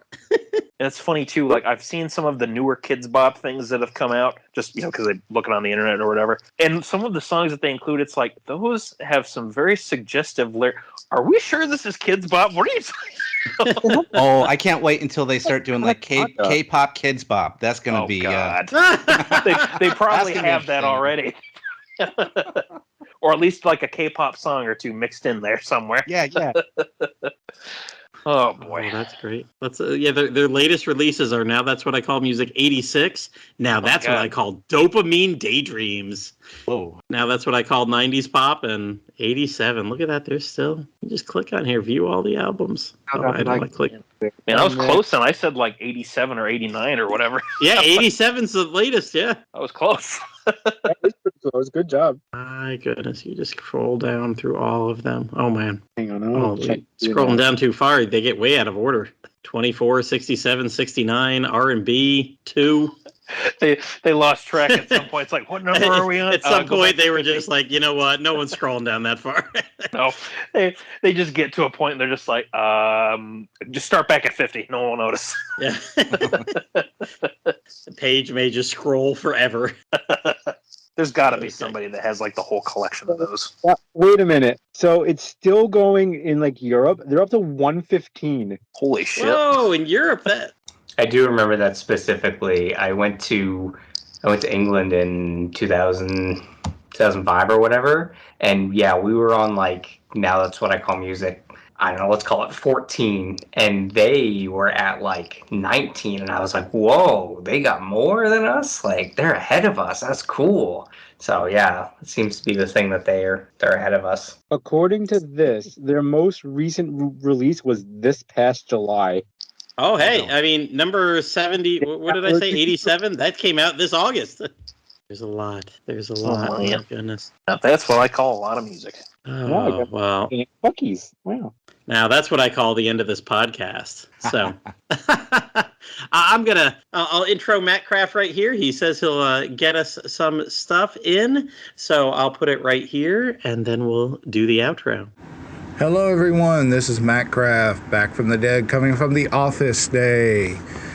I'm going to be telling you about a couple wonderful games today. The first is Final Fantasy Mystic Quest. In my childhood, I remember playing through Final Fantasy II, loving the ever-living crap out of it. Paladin was the best thing, but eventually I beat it. And then I went to my Meemaw, said, I beat the game, I need another. So we went to the store and she got me the next one that we saw, which was Final Fantasy Mystic Quest. Dude in armor holding up the sword, making the Q. It looked awesome. And honestly, when I started playing it, it really was. Marketed as a simplified role-playing game designed for the entry-level player, coming out in '92. Final Fantasy Mystic Quest is an extremely simplified JRPG. You do not have to buy equipment. You find it in dungeons and it automatically updates.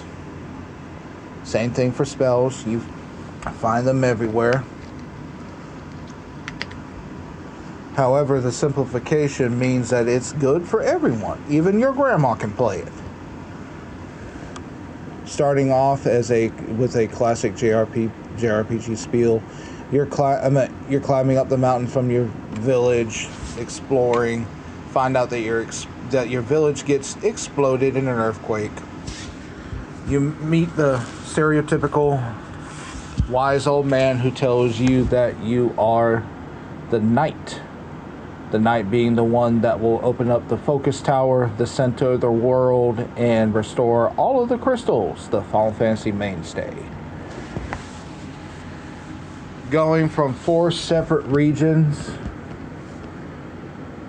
ranging from Foresta, obviously the forest level, Aquaria, which when you get there is actually an ice kingdom, kind of like Frozen, Fireburg, the mountain level, and lastly, going back through the giant forest to Windia. Windia, of course, is windy. The welfare of each region is determined by the state of their crystals, earth, water, fire, and wind. For example, the earth crystal in Foresta is corrupted. Therefore, the trees are dying, monsters are crawling out of them, etc. I won't spoil the rest, but we'll go from there. Combat also is highly simple. It is a 2-character party at max. Sometimes you go solo in between getting party members. And there are actually specific places in the world for grinding. You get battlefields where you fight 10 or 20 battles, not necessarily in a row. You can still go to the end. And every single time you beat one of them, you get necessary experience for the area and a nifty item like a spell or a ring or something similar. The focal point of the game is obviously the focus tower, which lets you travel in between all of the regions. And It's just really a simple, fun game to play. I know that some people knock the game. Focal point, focus tower. One of the best things about the game, in my opinion, I really like the graphics. They're clean. They look really great, even though it's kind of like an NES game. But the music is just freaking awesome, especially Focus Tower, which I will allow you guys to hear for just a second. I mean, you gotta think about it. You're going into a tower that's essentially the Tower of Babylon. And it lets you travel the world. Just listen to it for a second.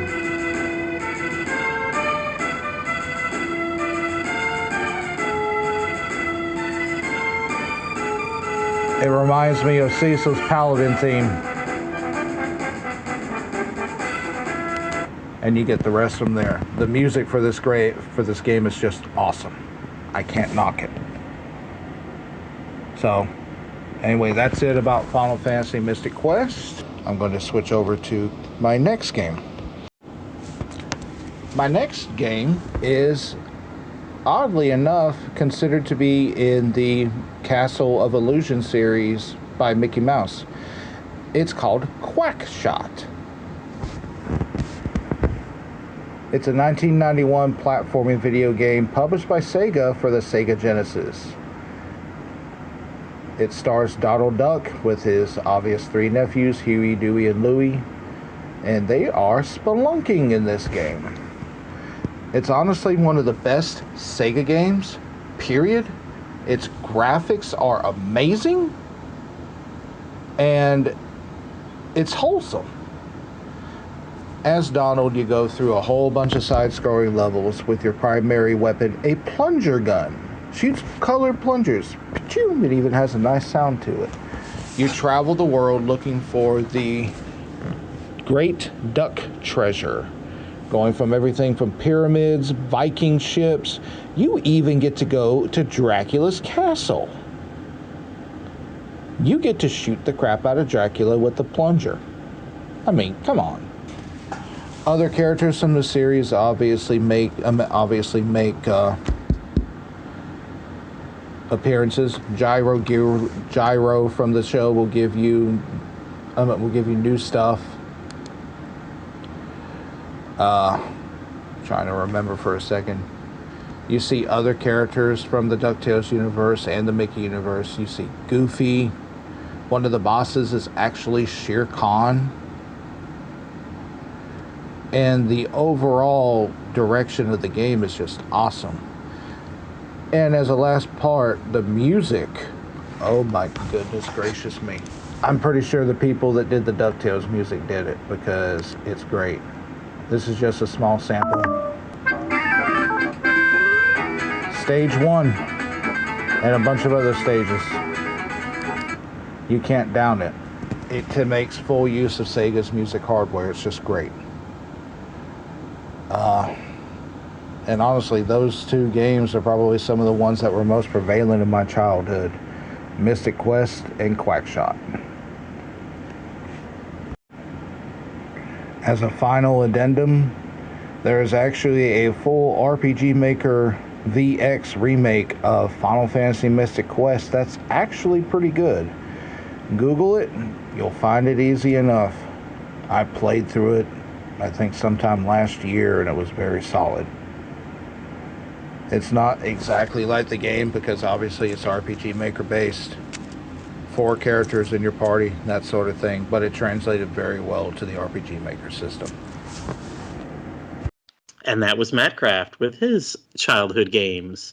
So that brings us to the end here tonight. Oh my gosh, if only I can find my place. I'm on Now Music instead. But that's it for this episode of Slime Time Sidequest. If you call our 900 number, we could probably hook you up with one of those music things. It'll probably be $2 a minute, and by the end of it, you'll have one hell of a credit card bill.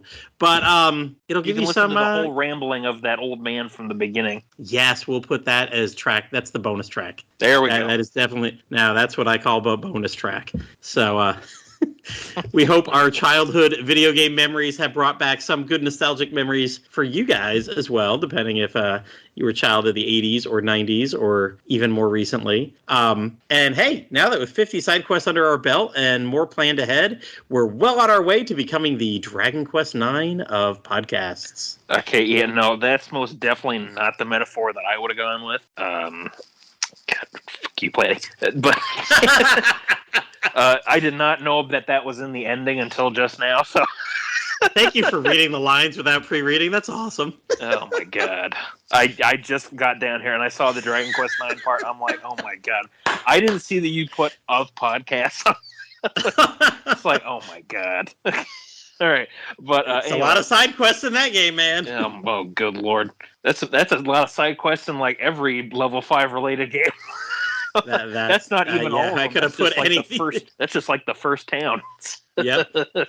But yeah, so thanks for everyone who is on tonight, and thanks for sharing your favorite childhood video game memories, and for all the other times that you've been on, and for everyone else who has been on that was not with us tonight. Thanks for helping us get to 50 episodes. Yeah, thanks for having me on. I was looking back at the earlier episodes, and I think it was who was on it was me and Berurian and you two guys. And then we had Mattcraft for the very first one. Yeah, so yeah. I was surprised. Like, oh crap, I'm on the first one too. Neat. I just thought about it too. It's kind of ironic because I've been playing the Pixel remaster of the Final Fantasy 1 through 6 collection, whatever it's called. Oh, and that's what the first one was about. Right now, and now we're doing this episode. That's really kind of funny. Yeah. It's like now that's what I call slime time. You get now that's what I call a side quest. Final Fantasy 1 through 6. There you go. There we go. Slap that on the. You'll get those as the bonus if you call now. Yeah. The old man will tell you about the many experiences of playing the games. All right, he's going to be our official phone call answerer / Patreon. I mean, he keeps somehow busting in anyway. Like, yes. He is our phone call guest. So, speaking of patron, we like to remind our people often that we don't crowdsource or dynamically insert ads or use that website that you don't give two shits about. We're grown-ass adults that like to talk about video games and other topics we enjoy, and we don't need a dime of your money to do so. But if you've got some money you'd like to contribute to DQ Fandom, feel free to head over to the Dragon's Den, donate some money to Woodus. He's been paying to keep the lights on there for decades. You can use any of his affiliate links. We got Dragon Quest games upcoming that you could buy. You could buy Infinity Strash, Dragon Quest: The Adventures of Dai, or you could yourself some Dragon Quest Monsters 3, or use his Amazon affiliate link and buy whatever the hell you want. Mm-hmm. Yep, you have to. I think there's no physical copy of Strash coming to the West, right? You have to. Is that right? Digital only. You can get it physical in English if you were to import it through the Southeast Asia version of it. Okay, so yeah, there you go. If you can find it that way on Amazon or something, then hey, there you go. You can get yourself a physical copy and use that affiliate link. But I was gonna say, these days Amazon's got enough people have bought those the Switch versions of Dragon Quest 1 through 3. You can find them on the regular Amazon. Yep. Not too bad either. Yep.